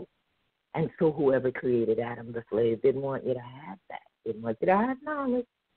Didn't want you to know or have eternal life. They cleared out a little garden down there, and you were only to stay within this garden. And then they even gave a time limit on how many years you will live. What was it, 120? But see, but yet you know that, especially if you study in the Egyptian studies, that people lived for 9,000, so they lived for 9,000 years. They didn't die, they just left. That's what it says now, because time is really not a factor. It's all relative. That's why there is no such thing as time. However, it was put on to have 120 years rather than lifetime, rather than eternal life. Although eternal life is not necessarily in the physical, we have eternal life because man is mind. You keep coming down here so that you can learn the lesson and be free from the mental slavery that has been put upon by the infiltrators of the master's plan, or of the master plan, all right? And that's what came to me as I was reviewing this Genesis 1 sliding into Genesis 2. Infiltrator comes in, oh, no. You can't have knowledge. No way. And so I say to you that you all must recognize that and divorce yourself, which is why they say that keep me out of temptation, because you have to separate yourself from the temptations of the fiction, as we're saying. A lot of things are fiction that you think is real, or the fact that this is the only existence that you had, yet you believe, because even your preacher told you had eternal life. You believe it. How does that happen if you are so limited? And you have to know that, yes, this is paradise, but it is also, equally, it can be a very tempestuous place for you to fall into the lower self. That's what the lessons are really all about. It can very easily fall into the lower self and get yourself caught up, and then get yourself caught up in all the fictions and all the delusions that are here, because that's what the infiltration does. So apply that infiltration to even today. It's still the same thing. Why? Because as Cujo mentioned, who are you around? Are there some, I don't know what the word you use, not bad spirits, but, you know, a negative connotation to the spirit. They're around. You have to be able to recognize that and to deal with that because it truly exists. From that comes your test of either you're going to ascend or you're going to act out in your higher self or your lower self. So this is why it's so matter-of-factly said, and the prophet said, oh, by the way, you know you got a higher self and a lower self. So what's in the middle there? Maya, Libra, balance, justice, judgment, all of that. Because you got one on one side and one on the other, the higher the lower. Every action has an equal and opposite reaction. You got negative, you got positive, you got up and down, you got left and right. You are the balancer of the two, of the higher self and the lower self, period. So it is your duty and your job to balance that. How are you going to do that if you don't know it? If you don't know yourself? So we go right back full circle. Oh, yeah, you know, I came to teach you to be yourself. Because back to your inheritance or your sovereignty, as you would call it, or your dominion, because the dominion is spiritual ownership or spiritual experience, not domination. That's the flip side of the dominion is domination. So when you talk about the Moorish dominion, you're not necessarily talking about Moorish ownership because you can't own anything if it's inherited, if it's ancestral. So you come right back around to you knowing yourself and you knowing that you have a higher and lower self, and you knowing that you are in the valley, as they say, of the shadow of death, because that garden and that infiltration was to limit you and to make sure you had sure death without knowledge of eternal life. That's what it was all about, tracing on this earth plane called terror. That's what it was about, so that you would not know that. And that was not meant for you because we're born with free, truly born free, because there's nothing that can actually enslave you except for mental enslavery, first and foremost. I mean, it's just like what we're looking at now. Look, we see very clearly what it really, really is and where the positive of it all is. But we'll tend towards or run away from that which it truly is and go towards the delusion. Do it all the time. All the time. And even now, I feel like, you know, the climate where it is now, as I said, it's coming to an apex, but at the same time, it is all about your choice. You know, this whole wave of nationality and national principles, as it rises and as the hordes here in America rise, as we would say, as has been said, you know, so does the opposite resistance of that. But the both can't rise. One has to fall. And the only way that the negative will fall is if you continue to rise with the light of truth, period. And so that's what's going on in this wonderful age of information. So now, back to what we're saying. It's all about your decision now. It really is. It's all about your decision because the things that you can decide to do are going to be your lessons.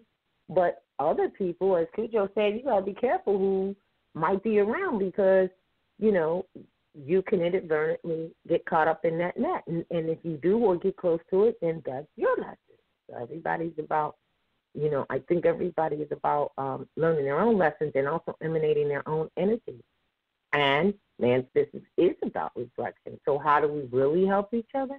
By continuing to reflect. Because, and the prophet has said this as well, others see you more plainly when you do not see yourself.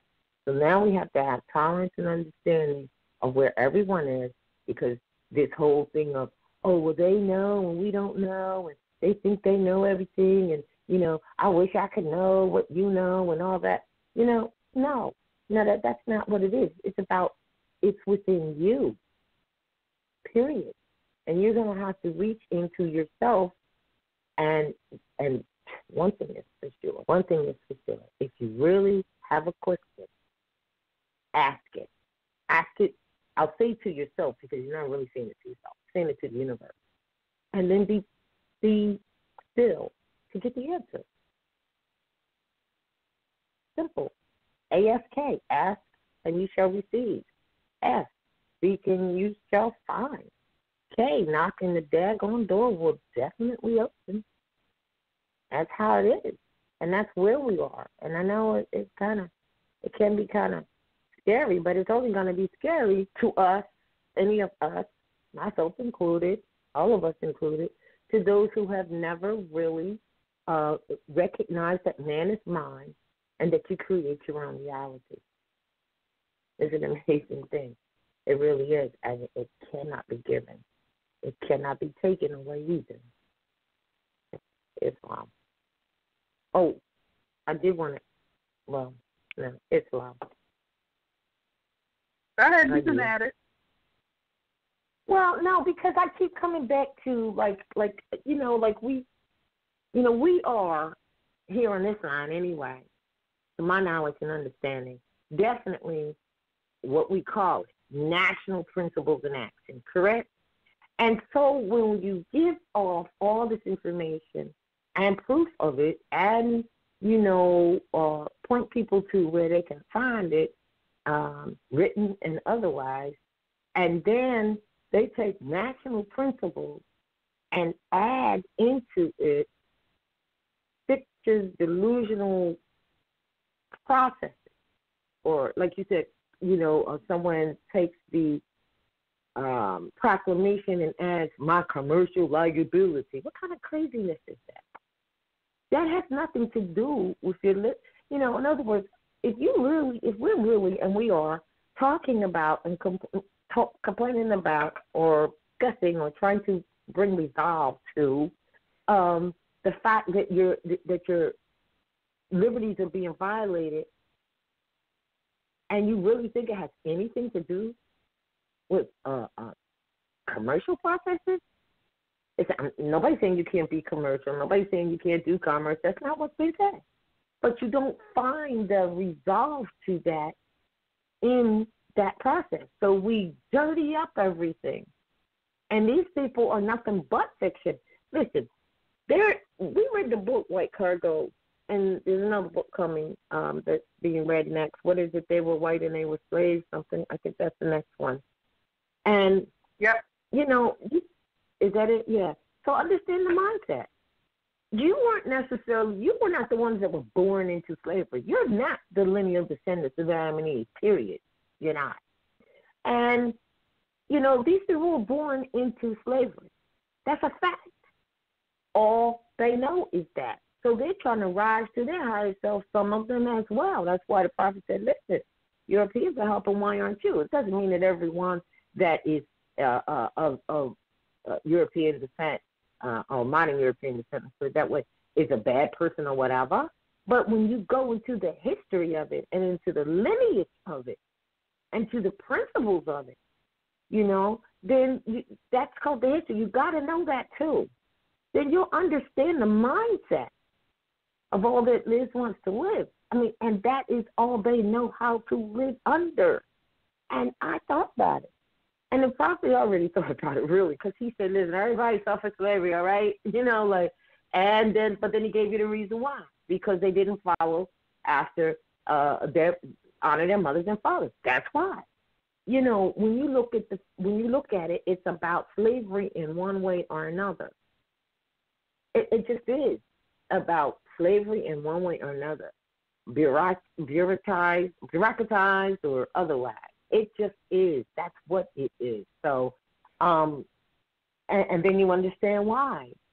Because in this what they call the Western world, Moor, how do you get someone else to make the footprint about what the Western world is when they're talking about North American continent, when they say that, all right? When this is your ancestral estate, how does the footprint of the Western world, Western science, Western knowledge, Western, culture become something of a foreigner? That's some serious, that's craziness. That's supposed to be the footprint of what it is, the distinction? No, it's not. And the only reason it appears to be is because we do not have any knowledge of our history or heritage to bring forth the truth about civilization here and civilization principles here in the heart of civilization here. And so this is how it's going to be, portrayed, because, when they talk about, the Western doctors, who are they talking about? They're certainly not talking about the Aboriginal and Indigenous people who were medicine men and women all day long before the European even got here. It was just natural, So how did that become, the footprint of what goes on this part of Asia? Because this part of Asia is the Asia Major. Asia Major, not minor. So how does Asia Major get to have a footprint of the new and modern Western way of thinking, especially when you apply it to medicine, or what they call, medical and, health, especially, where all that is fixing. All that is what we call it, chemical, it's the right word, chemical, because we are chemical beings. We are magnetic, electrical, chemical, divine, spiritual beings. So there's a certain goodness in chemicals. But when they make up, these medicines, they're not of the real substance. They're made up of they make them up of just, I don't know what they make these medicines with, that kill you. They're not natural medicines, or there might be let's say if they know that there's a natural medicine that does a certain thing, they'll try synthetic. That's the word I'm looking for, I think. Synthetic. And it has all types of side effects that kill you later, which is what they want. Now, I noticed, and maybe you have too, there's more and more. They're knocking down buildings and putting up pharmacies everywhere, or medical facilities. They're specializing in special problems of this particular type of doctor's office or medical facility to handle this. They're just destroying the body part, just destroying the body, and we're allowing it, but yet we were to come, we were to be here and enjoy and have dominion over everything. And what's such a hypocrisy to me is when you go into people who are reading the Bible and going to their church, whatever denomination they have, and they talk about, the fact that, we were, they read Genesis 1, aside from the fact that they don't get what's going on in Genesis 2, but just the fact with Genesis 1 that you're here to have dominion and make the trees, make the fruit of the trees your meat and all of this stuff like that. It's a hypocrisy, literally, and a delusion otherwise. So, you may be thinking, well, I'm going to pass one soon, so it doesn't matter. Oh, it does matter, because what did you say? You coming back for your lesson. You better believe that. Oh, yeah, you'll be back for the lesson, because you must overcome. All things must be overcome. And even in chapter 1, even when you get to that soul plane, that's just another level. And that's the station where it's decided, once again, for your destiny is when you're coming back. How soon it may be, or at what point it may be. And, as you said, these decisions to come here were made before you got here. That's why when people say they passed for them, They meet their ancestors that are already passed on. That is very real. Now, you may say, how do you know, Raj? You didn't die and come back or pass on and come back. But I'll tell you how I know and how you also know. Because whenever you have someone who has decided it's their time to go, they always near their end, while they're laying there in the bed, start seeing their ancestors. And then they start naming them. And they tell you, don't you see Aunt so-and-so, Uncle whatever? And sometimes they don't even recognize them. Always. And they have labeled it dementia because they're in another dimension. And so then when they get there, you know, they meet up with the other family members that has passed, and they have conversations. And sometimes they might, in your dreams, let you know what those conversations are. So the ancestors are going to meet you again and say, wow, how was that journey? And then they'll determine right there. If they don't determine, it is determined right there as to what road you're going to go down once you get on that soul plane. Now, this is why in chapter 1 it says when you get on the soul plane, you will meet your foes there as well. Each one of them must be trammeled down. And that's in chapter 1, yeah. So we're doing a lot of folly because we've been given a delusion and we don't take this experience serious. Only, or it appears that we don't take it serious only because we're living in the delusion and we've been mentally enslaved because from the beginning, it's right there in Genesis, as the story being told, the infiltrator made itself known and present to infiltrate the intention of the experience that, I'll use the word supposed to happen here, but everything is supposed to happen the way it is. However, if you really read what was written, then you would have a better understanding and therefore know that you can still enjoy yourself and all of that, but it's serious stuff. When you're dealing with principles and life and eternal life and understanding that it's serious stuff. It's not for you to come down here and be hoodwinked by the one who's infiltrating, building a fake garden, and keeping you away from the tree of knowledge and the tree of life. Islam, I yield the floor. All right. What we're going to do now is we will begin to take callers. If you have a question, comment, concern, press 1 on your cell phone dial, and we'll take calls in the order we receive them. Caller 804918, you're live on the air. Hello, Islam, everybody. I was listening in. You know, I had a lot of keynotes. By the way, my name is Brother Dana. I'm from Philadelphia. That's right. Yeah. No, like I had a lot to say earlier, but I was listening for a while, and y'all kind of hit on a lot of key things. Like a lot of things I study is from a historical and esoteric perspective, as far as like history and how it ties into Moorish science, especially in regards to Canaanite, Amorite, and a lot of, and especially Amalekite and Edomite sciences, which a lot of people don't really speak too much on because I don't want to say it's like an initiated knowledge, but it's serpentine in nature. Like for instance, Lord Abbott showed an article to where the ancient Egyptians referred to the Canaanites in order to decipher some of their serpent that Egyptians couldn't decipher.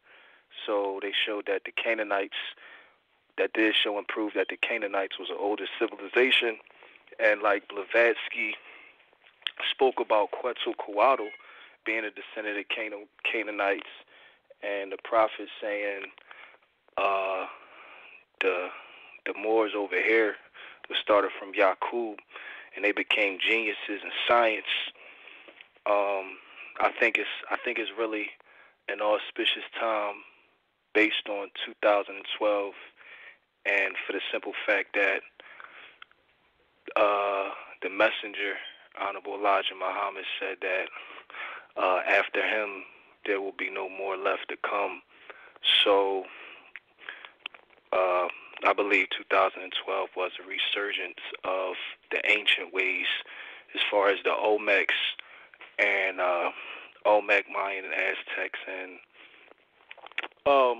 just some of the things, because they didn't put they had things in writing, but a lot of things were written down as far as like drawn out as far as hieroglyphs, as far as the weird jaguars and that culture, which hasn't really been elaborated on because you can't.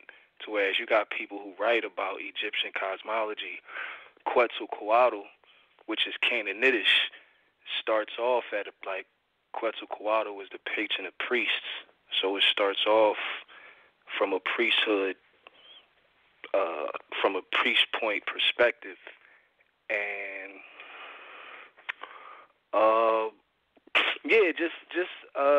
I think it's a resurgence to that as far as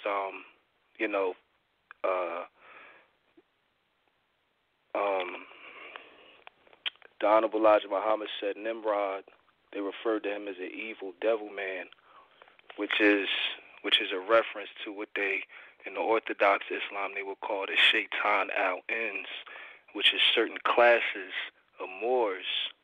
Like we got different classes amongst Moors who represented the so-called royalty. Like if you read McRitchie, they say it was certain classes of black men who was characterized as, who was called devils, and those were of the race of Muhammad.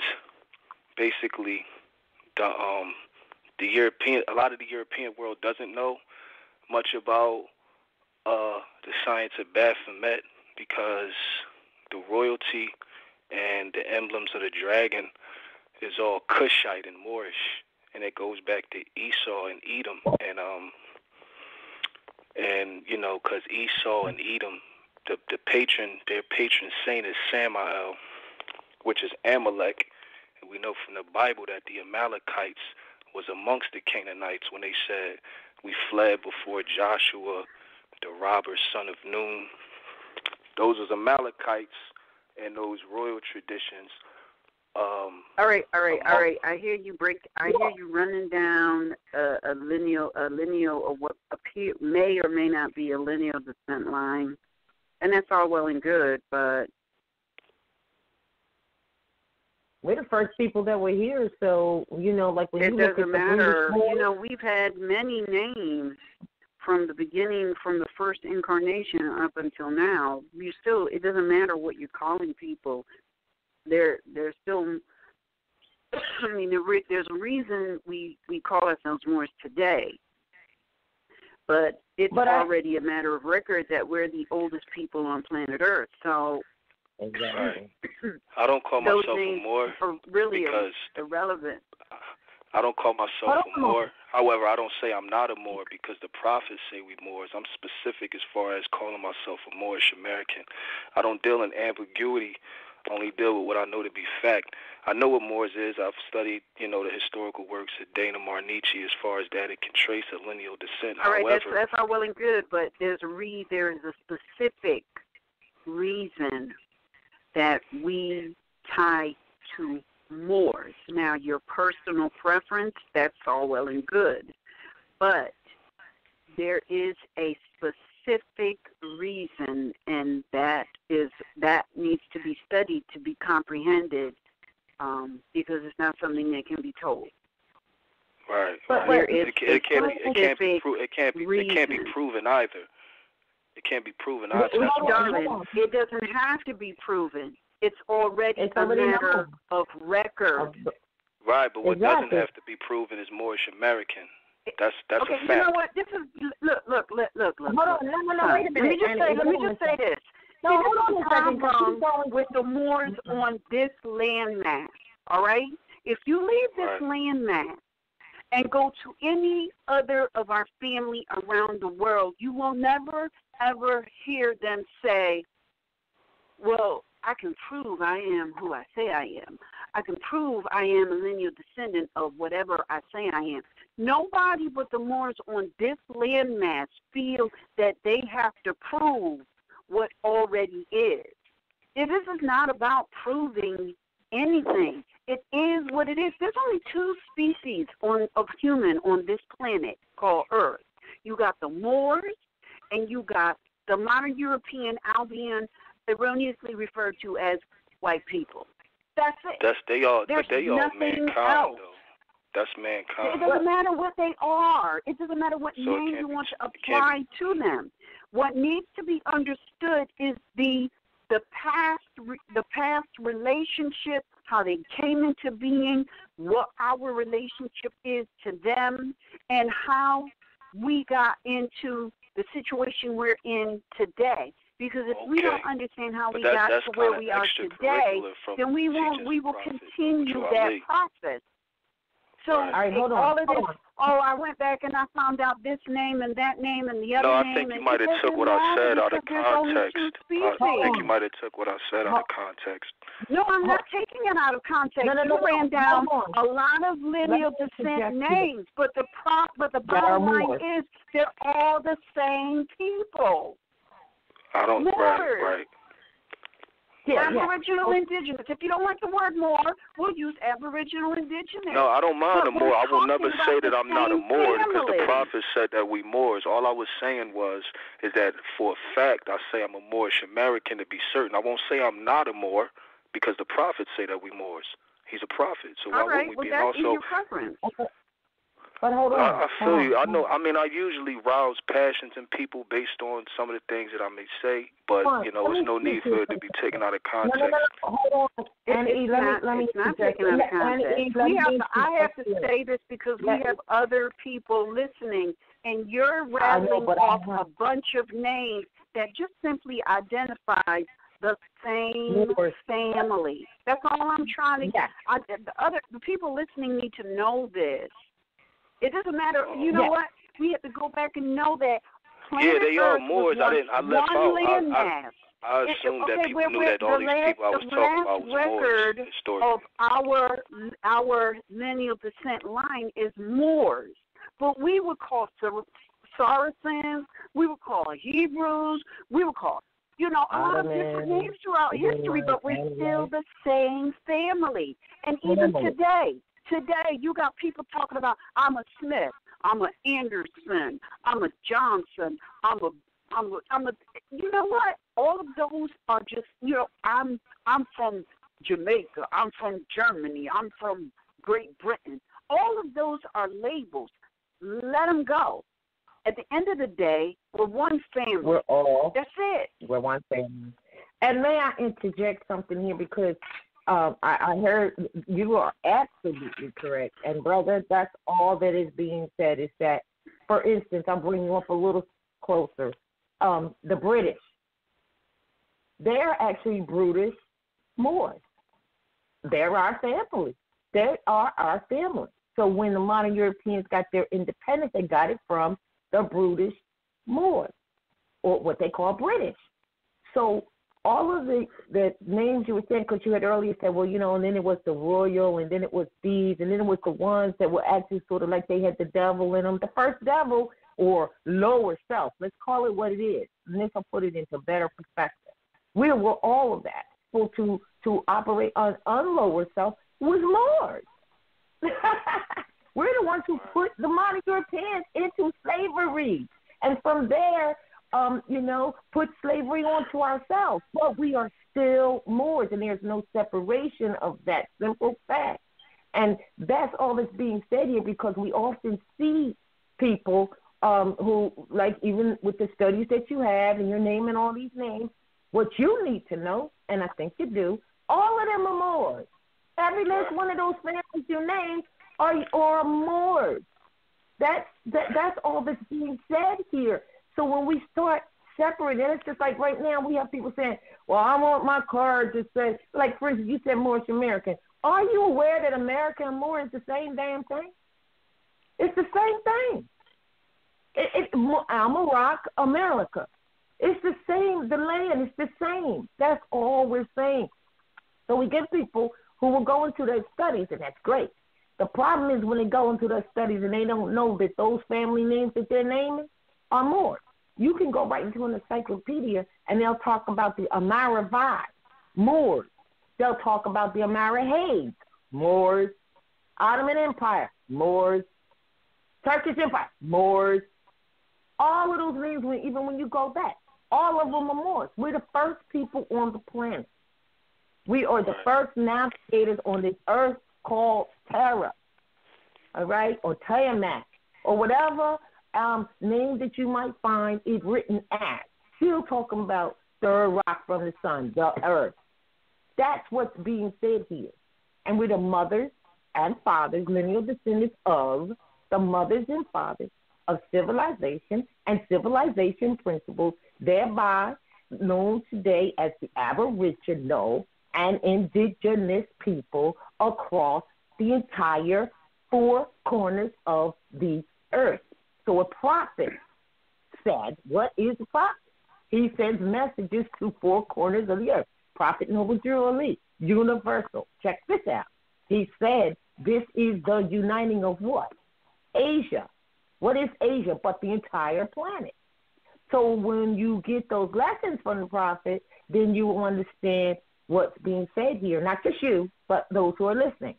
We're the Aboriginal indigenous people on the entire planet, four corners of the earth, different family appellations, and then bring it even closer to here in North America when you have people saying who bought into the Indian labels and they talk Cherokee and Washita and Yamasee and Lenape, family Moors.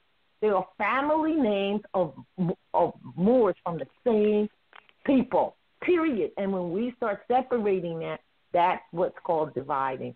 And that's all we're saying, brother. So just know that we're all one. And we've done some things that aren't good. So it's not about rising passions. The only passion, especially coming from mother, is because we know that all the children came from the womb onto this planet, is that all those names you naming ain't nothing but the sons and daughters of the Aboriginal indigenous Moors.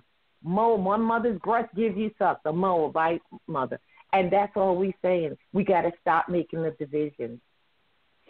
That's all. Peace and love. All right. Peace.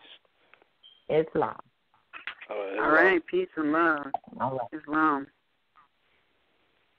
All right. Our next caller 313-491. You are live on the air. Islam, family. How are you? Islam. I am Lohilman Bay, calling from northwest of Mexham, near the Houston, Texas territory. I wanted to give you guys, the whole panel, a big ups, because you guys have been a very inspiration to me for the last 365. I can keep it real. I have came into an issue with the municipalities of Texas, but before that, I was on a journey and of learning and studying and ordering and just isolating myself. And I've cut off everything to the point where I'm just listening and studying, to the point where Annie and Rod that you guys are like, y'all love is tough. But it's so needed at this point. And in this time, it's so needed. It's tough to the point where, and I hear you when I wake up in the morning, like, if you ain't studying, you gonna get 8, and it's to the point, and Rod, it's to the point with you is like, hey, it is what it is. It is what it is. It ain't no way to change it. It ain't no way. So if you don't get it, then you slip it, and it makes me want to study, and I see things so differently to the point of where you're not equally yoked with someone. You gotta let it go, because you're either gonna get 8, or or you're gonna keep it moving. And Right. I just want to wanted to thank you and let you know that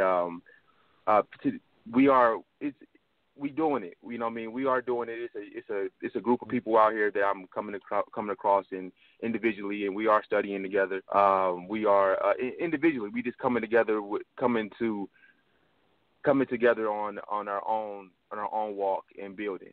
And I just wanted to give you guys a call and let you know that your love, your tough love, your standing your ground, no matter what these callers say, no matter what the naysayers say. I mean, it's giving inspiration to so many of us. And to Cujo and Miz, you know what I mean, to the brothers, I mean, y'all shedding light too. You know, definitely, it's all respect this way. Just wanted to call in peace and love to the family. Right. Thank you so much for that. All right.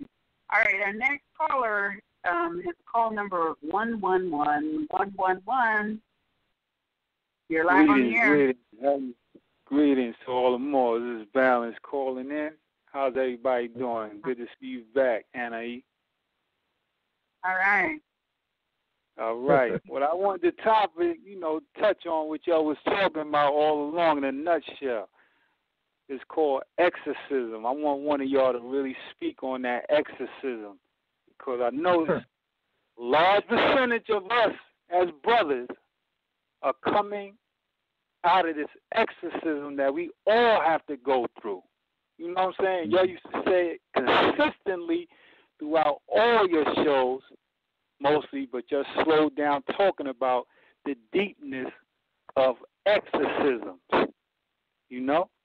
And that's something everybody has to go through, because the way we've been mishandled coming up through the different times and generations, a lot of us ain't going to never get it, and they ain't going to never want to put these egos to the side, because it seems like when you on a higher conscious level and you listening and you sitting back, you hear a lot more where friction comes around and you ready to light it up with that frankincense and that myrrh or that sage to blow through these phones or through that, vibrational communication with these people that are coming around, venting, just letting out what they going through with the exorcism. So I would like y'all to really touch on what this exorcism deeply is about,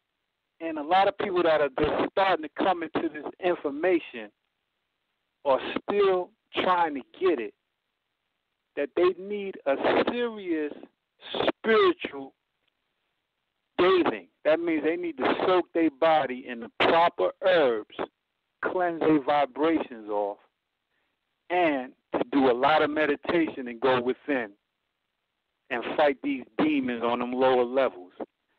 Because, it don't seem like y'all should be back and forth, having differences when we all really know, true Moors know, that we Moors at the end of the day, whether you like it or not.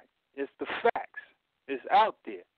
And it's like I said, it's different families where we have to know about this, which I think y'all need to touch on that sometimes and make it loud and clear that we all are one. Yeah, I think it's the miseducation that has come about, and it's also the emotionalism and passion. The brother earlier used the word passion, right? Of which we have to put a circle around our passions and square up a conduct. But of coming out of this, as Prophet Noble Jarrah so eloquently put it, mental slavery. So the exorcism is the true exorcism has nothing to do with you going to the church and being dipped in the water, as a replica, on Sunday. That's not the exorcism. What is an exorcism? It's to pour out, to get out the stuff that is the lie. Or I'll put it simple, that is the lie, because that's what is happening, the emotionalism and the wanting to hold on to what has been told to you, and especially for us, because we have believed for generations, for the most part in the mass, that, we are the slaves that were just treated so badly. Not that, those acts didn't go down, but because we were enslaved. And that's all that we knew, that we came over on the boat from Africa, and that was all that we knew. But now we're finding out that, wait a minute, we were already here. Movies are coming out, getting to you, trying to, wake you up, because, see, the whole thing is wake up. You sleepyhead Moors. Wake up from what? From the mental slavery that was socially engineered as well, and the social engineering that came with that. Once you were hit in the head and buried in this shallow grave type thing, meaning you can stand up from it if you put the effort to it. So, so when that happens and people realize that, oh, shoot, we're not black, we're not Negroes, we're not colored, our history is vast. The people say, oh, yeah, I study the prophet's work. Well, hey, he sent you to the Alhambra, the Taj Mahal. He told you to look at these things that you have done so that you would take a step and look and go study that, which is not necessarily here, but showing you that you were from all four corners of the earth. Showing you that you were more. This is what he said. This is what Moors have done, talking about what we've done, in every other corner of the earth, so that you can have he said you have a vast inheritance. That's what he said, vast. He didn't say you just have an inheritance. He said you have a vast inheritance. So that would lead you to these areas to study or to look at. But many people don't do that. However, back to this awakening is that because they've been walking around zombies, no light, in the dark, not in the marvelous light at all, due to social engineering and mental slavery, once they get there, that's a part of the exorcism. And some people want to hold on to it. So when they hold on to it, they start making divisions. It's just a normal thing. This is what normally freaking happens. Because everybody wants to be a part of something. Everybody wants to be accepted, except to be a part of the original Aboriginal indigenous family on the entire planet of which you have, of which you are the benefactor of, quite frankly, and the trustee as well. Spiritually, okay? Dominion, spiritual ownership, all right? So it's hard to so of course if you've been mistrained in mental slavery, that's going to be hard to receive right away. So you have to have an exorcism. Here's the key. And we need to have understanding of it and keep your distance sometimes, because everyone's manner in which they have the exorcism can be and usually is different. Then you have, from the beginning of Genesis, like I said before, the infiltrators in place while you're trying to have your exorcism. So what does that come up to? That comes out to someone who gets very passionate, very excited, very emotional about finding out who we are. And then somebody comes and redirects them to some other stuff.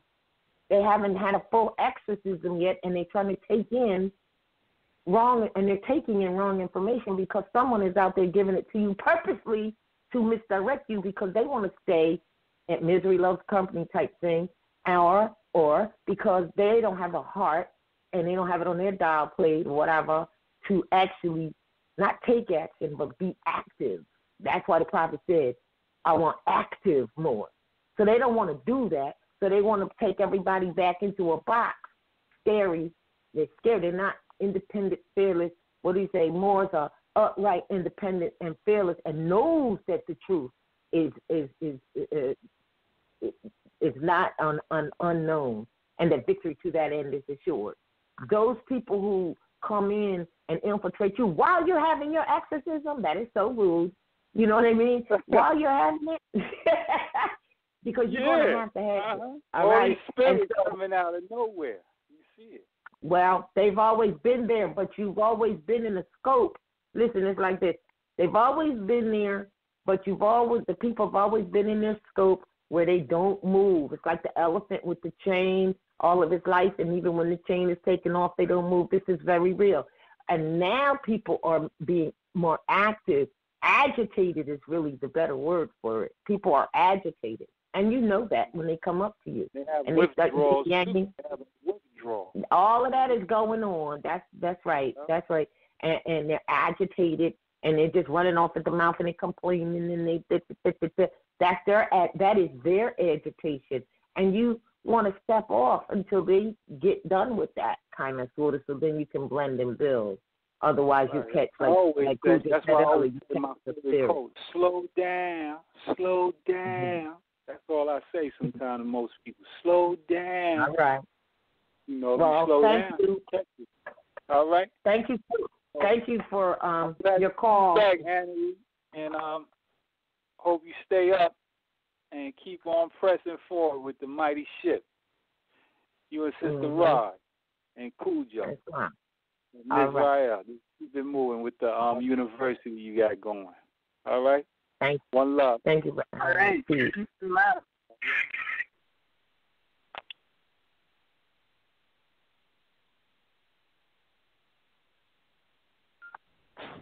Ooh. Yeah. What's that? Islam? Yes, we're here. We're here. Islam, Hashem? Oh, Islam. Islam. Hey, I seen Bey. Did you mean to press one? Yes, I did mean to press one. All right.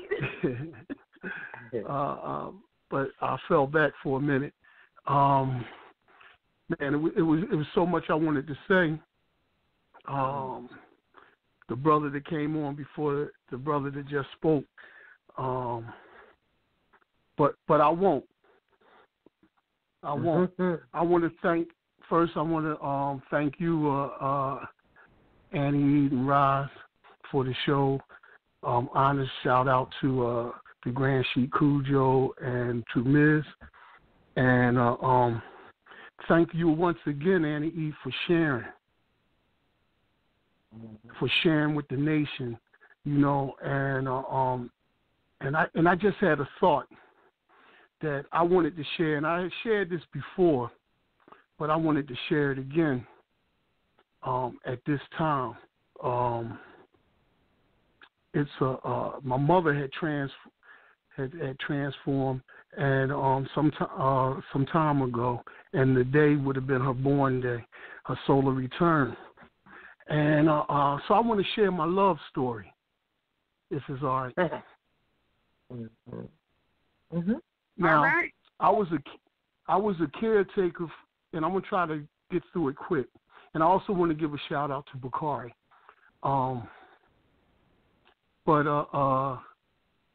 The love story. I was a caretaker for my baby brother who passed on, and I was a caretaker for my mother who passed on, and she passed on in my home, in me and my wife home in our living room, where we brought her the comforter. And when she had passed, I wasn't able to cry. And so some years later, I was a caretaker for my baby brother. When he passed, I wasn't able to cry. Now, I came from a background where this man and this hard thing, and you're not supposed to cry. And just that, I want to just say rough or tough little background. And for a period of time, that bothered me, and it bothered me real bad. And so I went searching to see why not. And something hit me about love.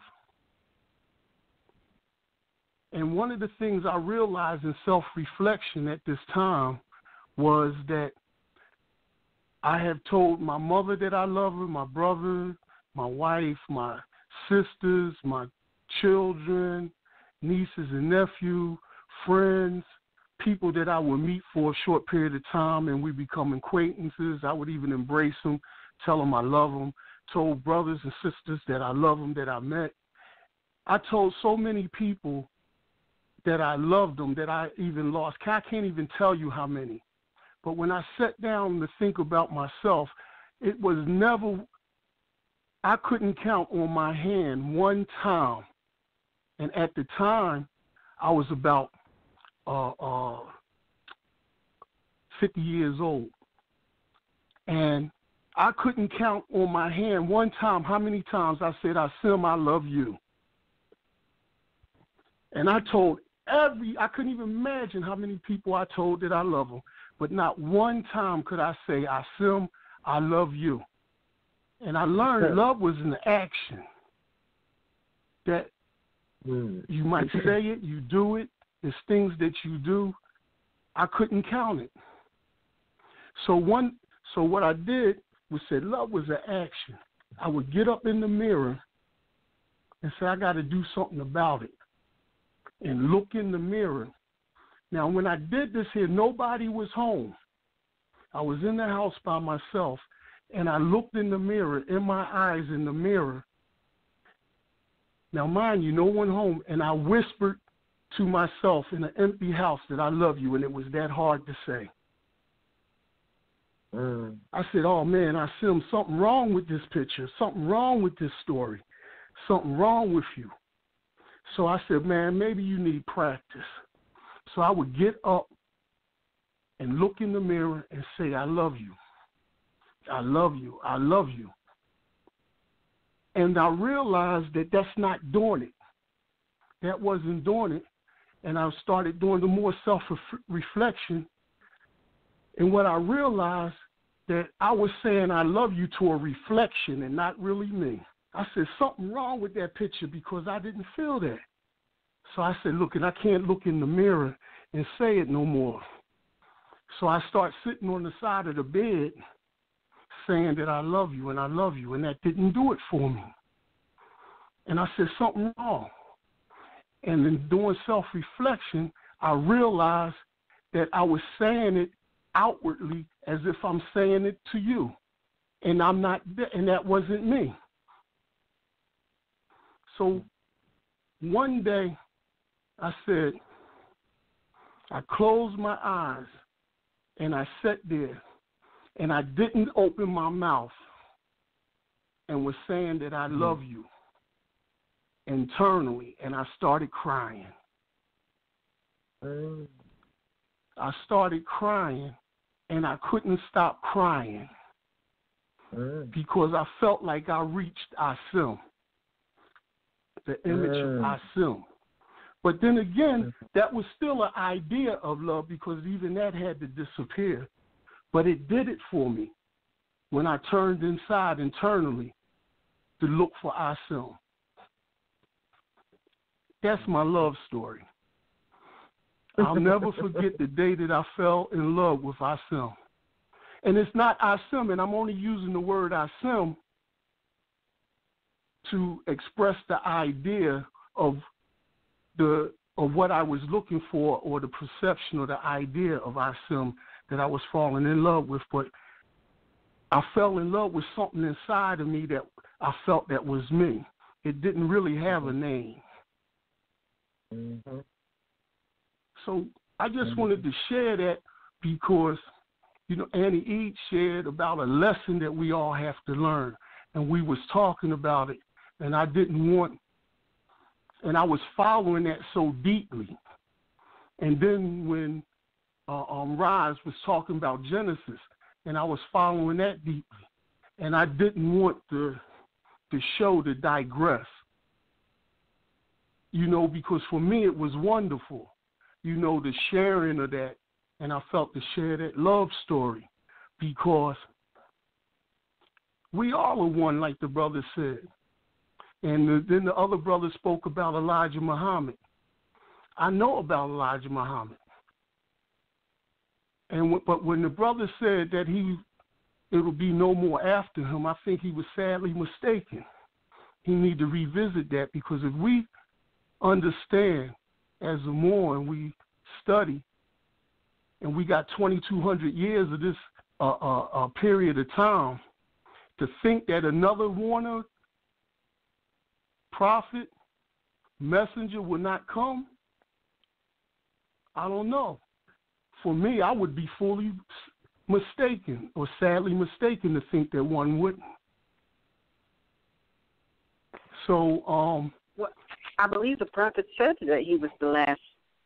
And when you look at, how he kind of brought up the rear in terms of the message that all the prophets have brought, then there's like what more is there to say? It's all been like every prophet that have come forth, they have all said, look, I didn't bring nothing new.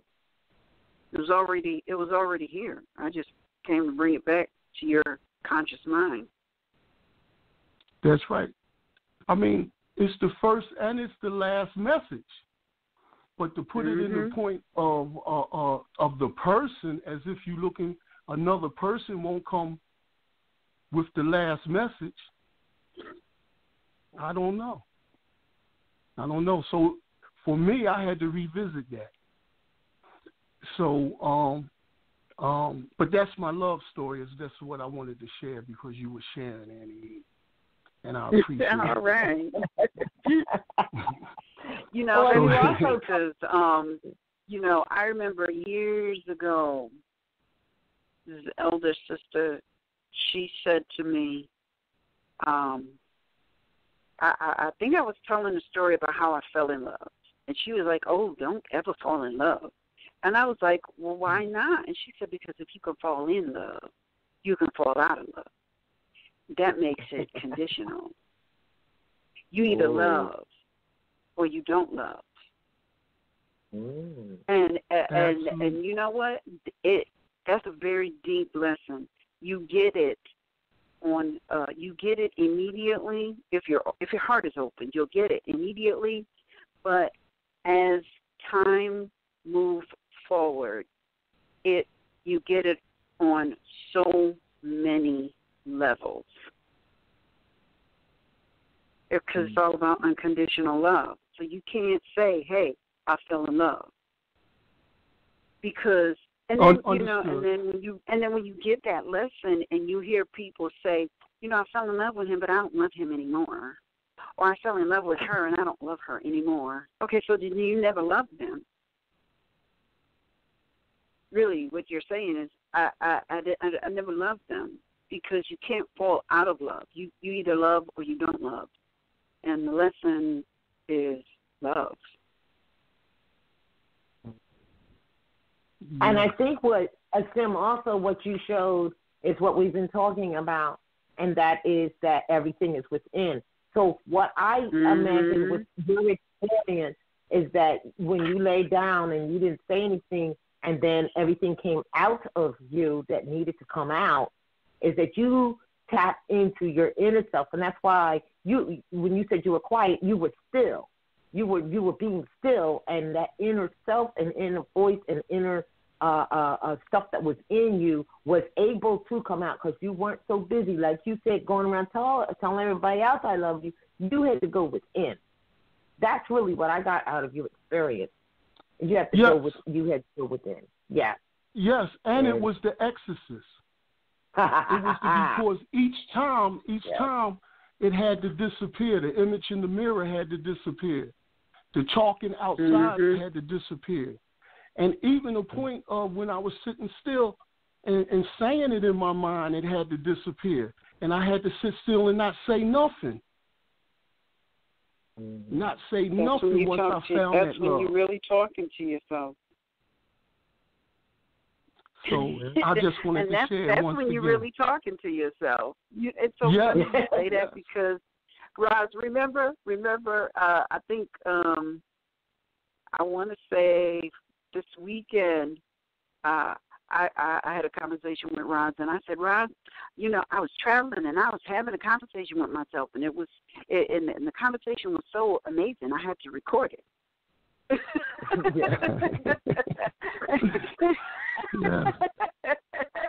Now somebody might hear that and they might say, "Oh, she is so full of herself," but no. Sometimes things come out of you. It's like somebody is talking through you, and you got to hurry up and turn on the recorder if you have the mind to do that, because sometimes you're like paralyzed with what is coming out of your. It's like somebody is taking over your body, and they're saying something that's so profound you just can't move. it happens to every one of us. We just, probably brush it off.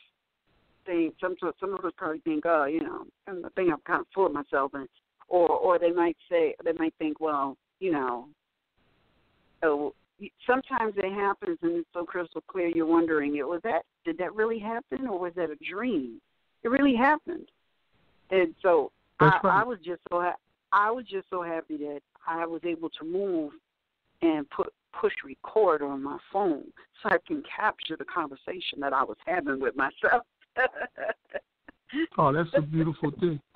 And to Ra's point, too, when we're talking about the infiltrator, we have to be careful that infiltrator is not coming from within.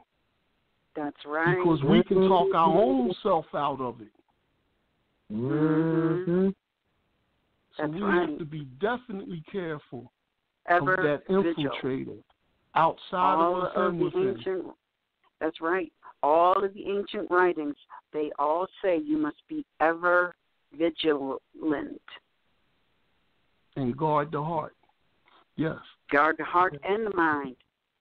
I remember I was reading oh my God, I hate the title of this book, but it was called Think and Grow Rich, A Black Choice. I hate the title.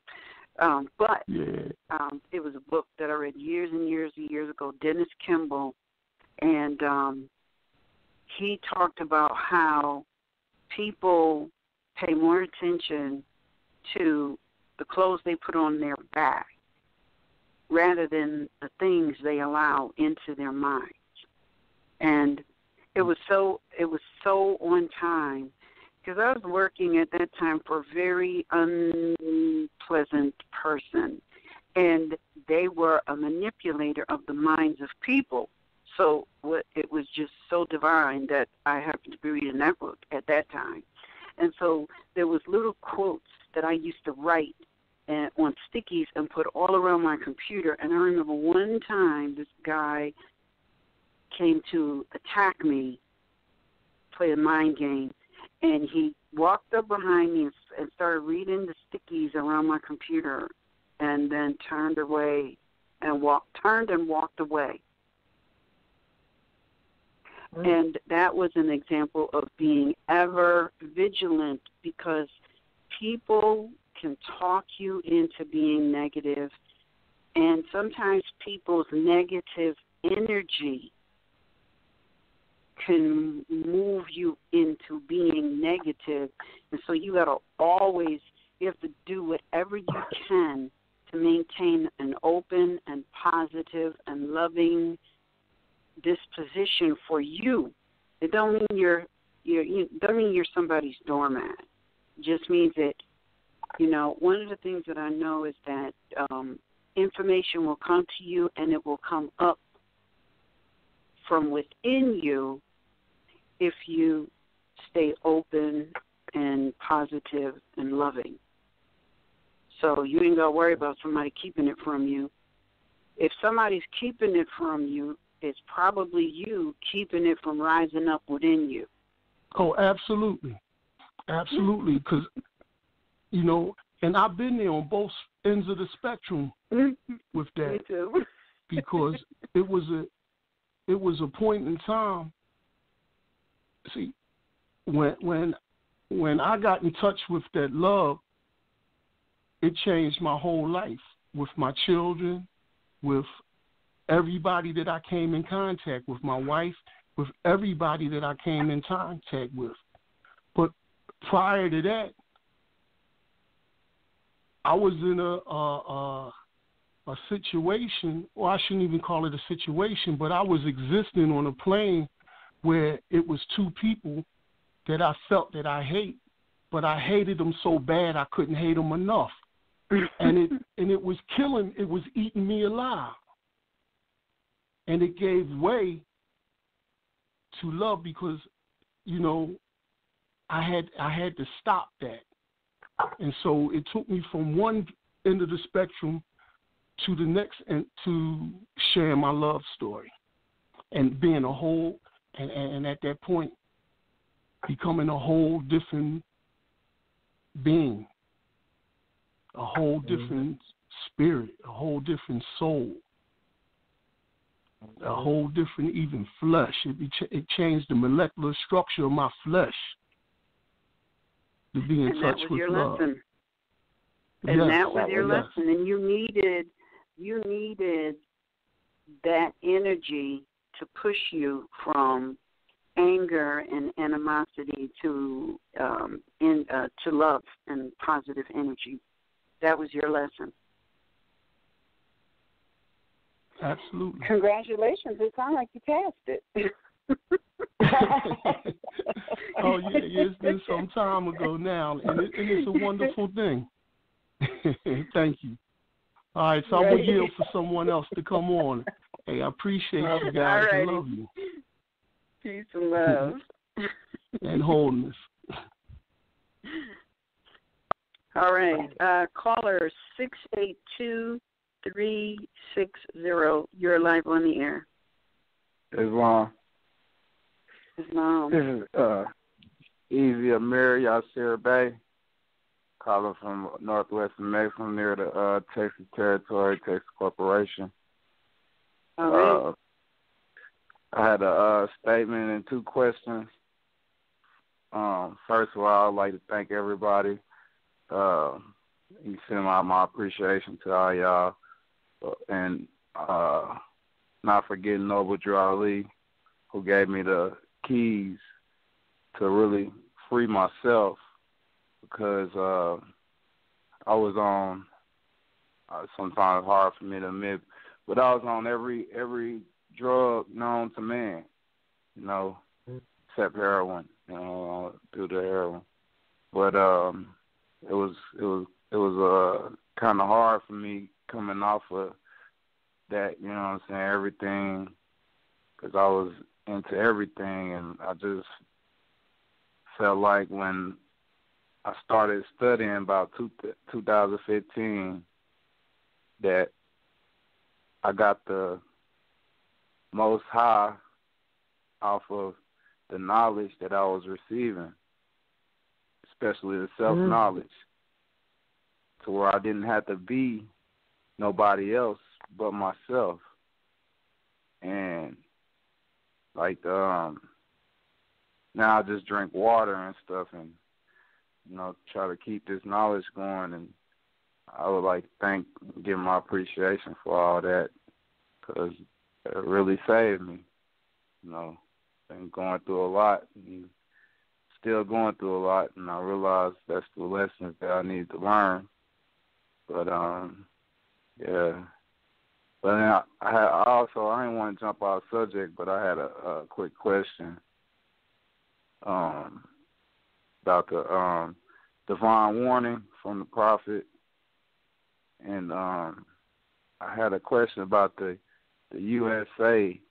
I mean, when he states the United States of America, are we tied into that? Because he uses that in the divine warning a lot, and I was wondering if he was talking about us when he said that.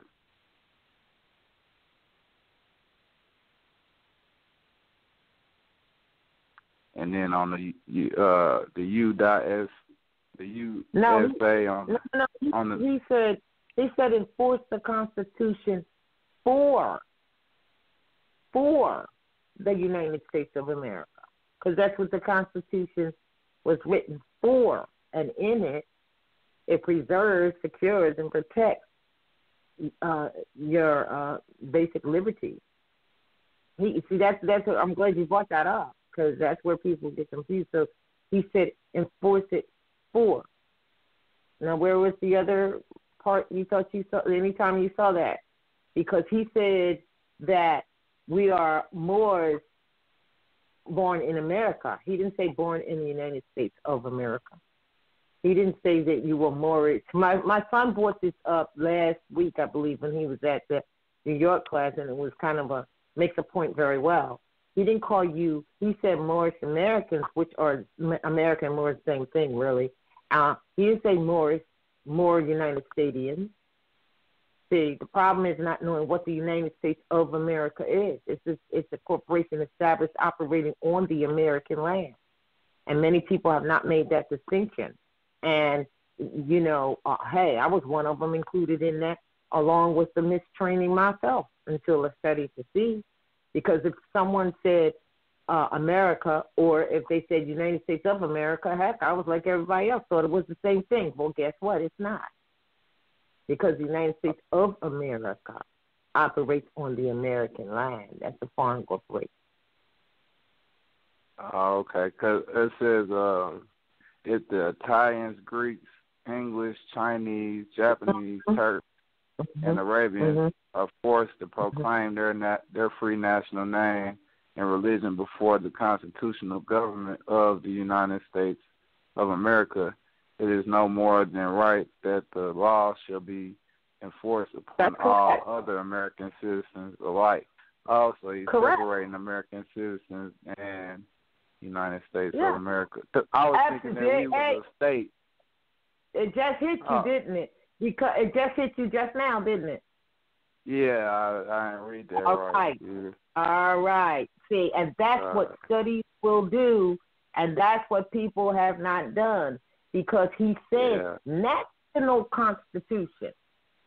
So, what is the national constitution? It's the national, organic, national American national constitution, American Constitution of 1791. That's the Constitution. Now, in it, you'll see them tell you what you'll see the distinction right in the daggone Constitution. They're two separate things. It was written for, F-O-R, capital letters, highlight, whatever, underline, for this group. Okay, and guess what else it means? It means, if you read Article 6 of that Constitution, it tells you, to show you even further distinction, it tells you, the states can have their own little constitution. However, it cannot violate, nor does it supersede. It says it cannot abrogate what is already written in this supreme law of what? It says the supreme law of what? The land. Of the land. All right? Of the land, which is the national constitution. And if you say you're a national, then you have to make the distinction between that and being a citizen/member of a state. Because if that were not the case, that distinction wouldn't be there, would it? No. And it's warning them that if they make any rules, policies, ordinances, statutes, it's right in Article 6, that abrogate, which means violate. If you don't know what that means, you look it up, right? I'm not saying you, I'm saying all of us. Then guess what? Whatever the hell they just did has no what? It says it right there. No, it is without standing. I mean, it has no status or standing in law. Bingo, it's right there. So when you get someone in the MST of A and they don't know the difference between citizenship, and then what else does he say if you're studying the Prophet's work? He says, the 14th Amendment is not necessary, because it was never ratified anyway, but it's for corporations even when it was written. It says it's not necessary for what? The salvation of my people and the citizens. He made another distinction because there's different ranks of citizens. You got subject citizens, you got foreign citizens, you got naturalized citizens, and you got nationals. And if it wasn't for the nationals, there wouldn't be any ranks. So the Prophet also shows you another distinction when he said that. But if you're not studying, it's not that you'll miss it. You never even looked for it to miss it. And so this is the era of the ways, brother, of the right now, as the hordes of Moors are increasing in America, not in Moorish United Stadians, Moorish Texans, That's not what he said. So when you find those in the MSP of A that supposed to have been very well versed in the prophet's work, that's how you find they don't know jack, that they're not studying, okay? Because they're talking about, oh, you know, come be a citizen of the United States of America, because they misunderstood from a higher level, which they call ADAP, that U.S.A. from the prophet's position did not mean United States of America. It means unity, salvation, Allah. Yeah. And then they put out stuff talking about, we are citizens of the U.S.A. We are citizens, members, mean the same thing, of unity, of salvation, of Allah. Okay. They don't pass that up. Mm-hmm. And that means that, and let me add one more thing, okay? Okay. Please do not forget that the Moorish Scientist of America is an association established for the purpose of you coming, right? Follow me now. And like any other association, it would have a constitution, that's the constituencies, and bylaws of said constitution, correct? Yeah. Yes.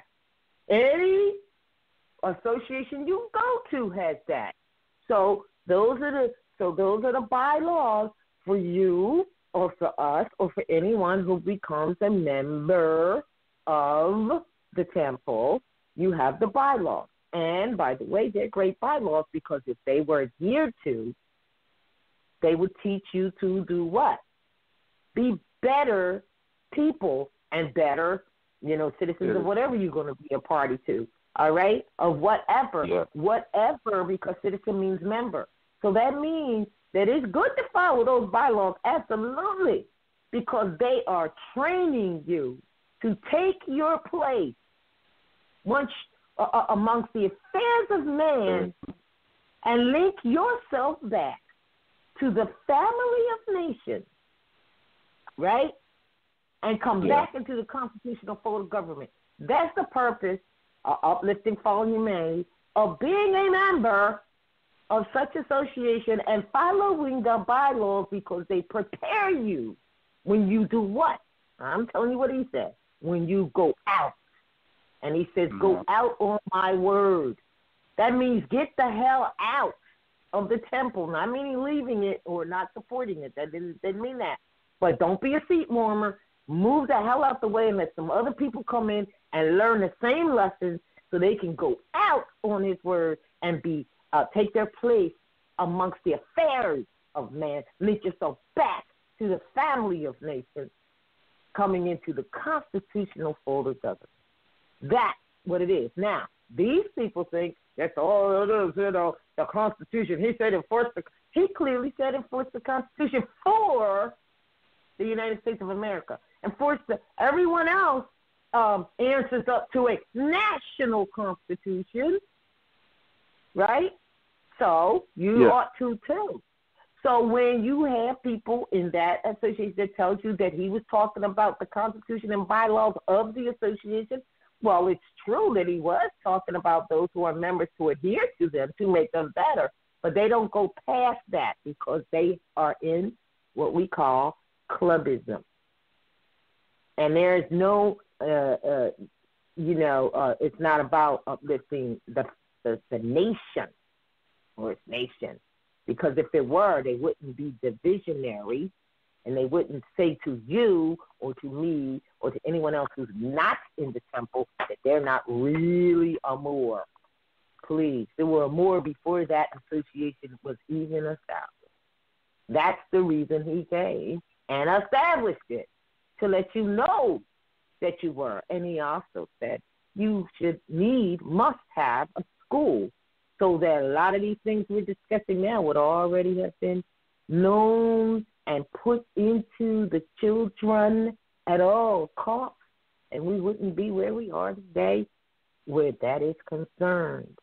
So that's a failure of doing that instruction, which is probably the most important one, because Sunday school, what did he tell you? The guiders, Asians, come out of the Sunday school.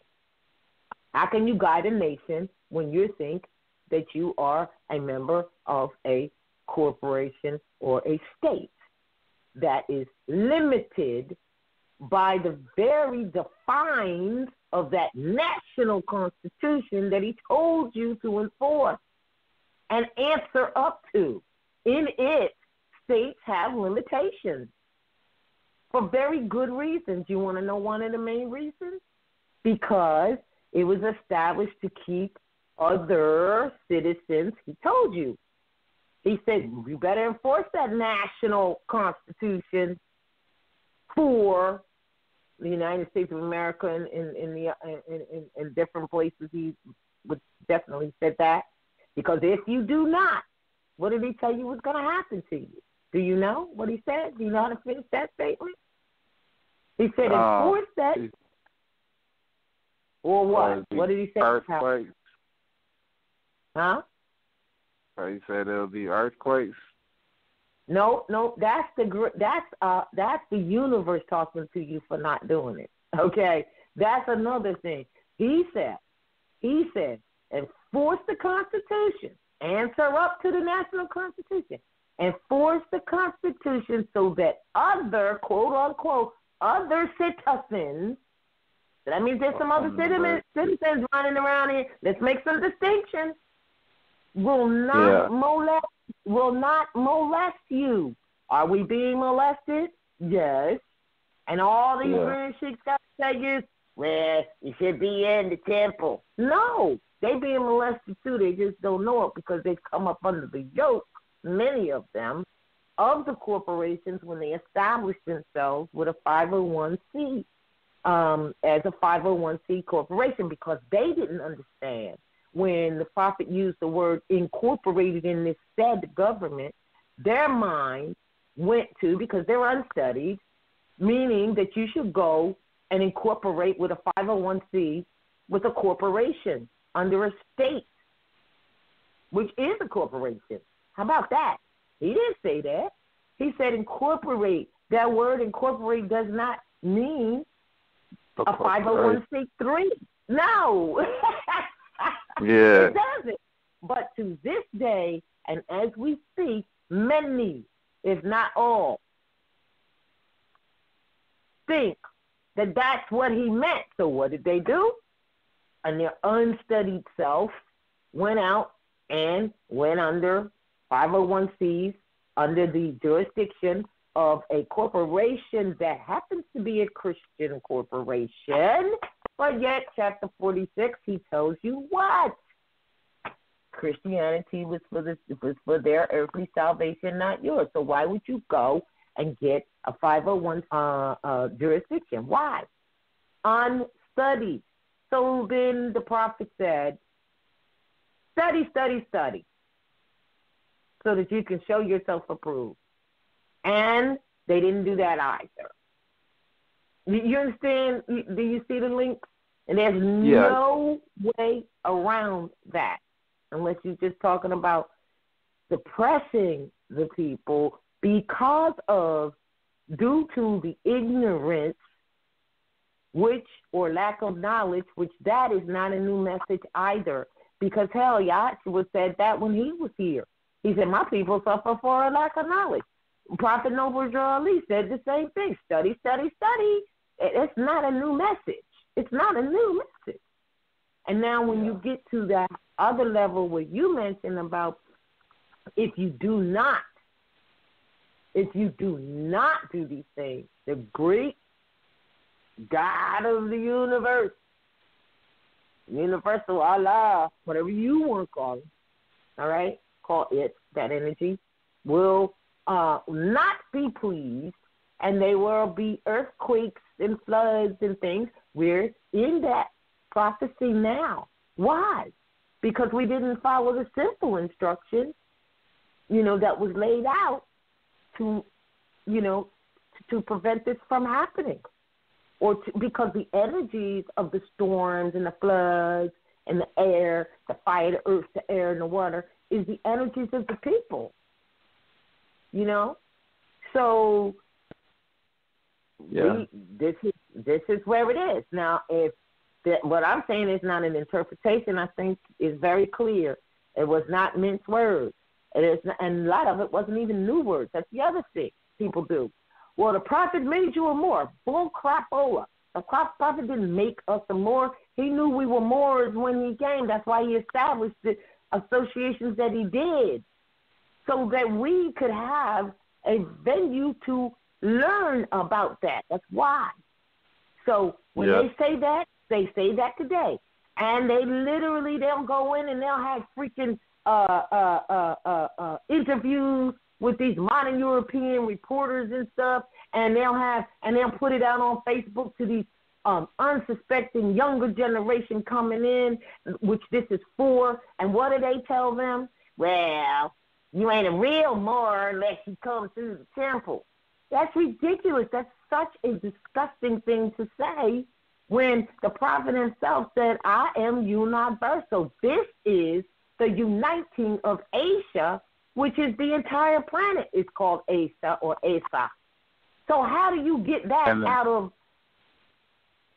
Do you suffer from chronic CFED or can't focus energy drain? Try over-the-counter Vibrant. One tablet contains the same caffeine as a cup of coffee, but without the calories or coffee breath. Vibrant. Caffeine, not coffee. Taking Vibrant may result in increased productivity and decreased dread in setting alarms. Unexpected enjoyment of the graveyard shift has been associated with Vibrant. Vibrant may be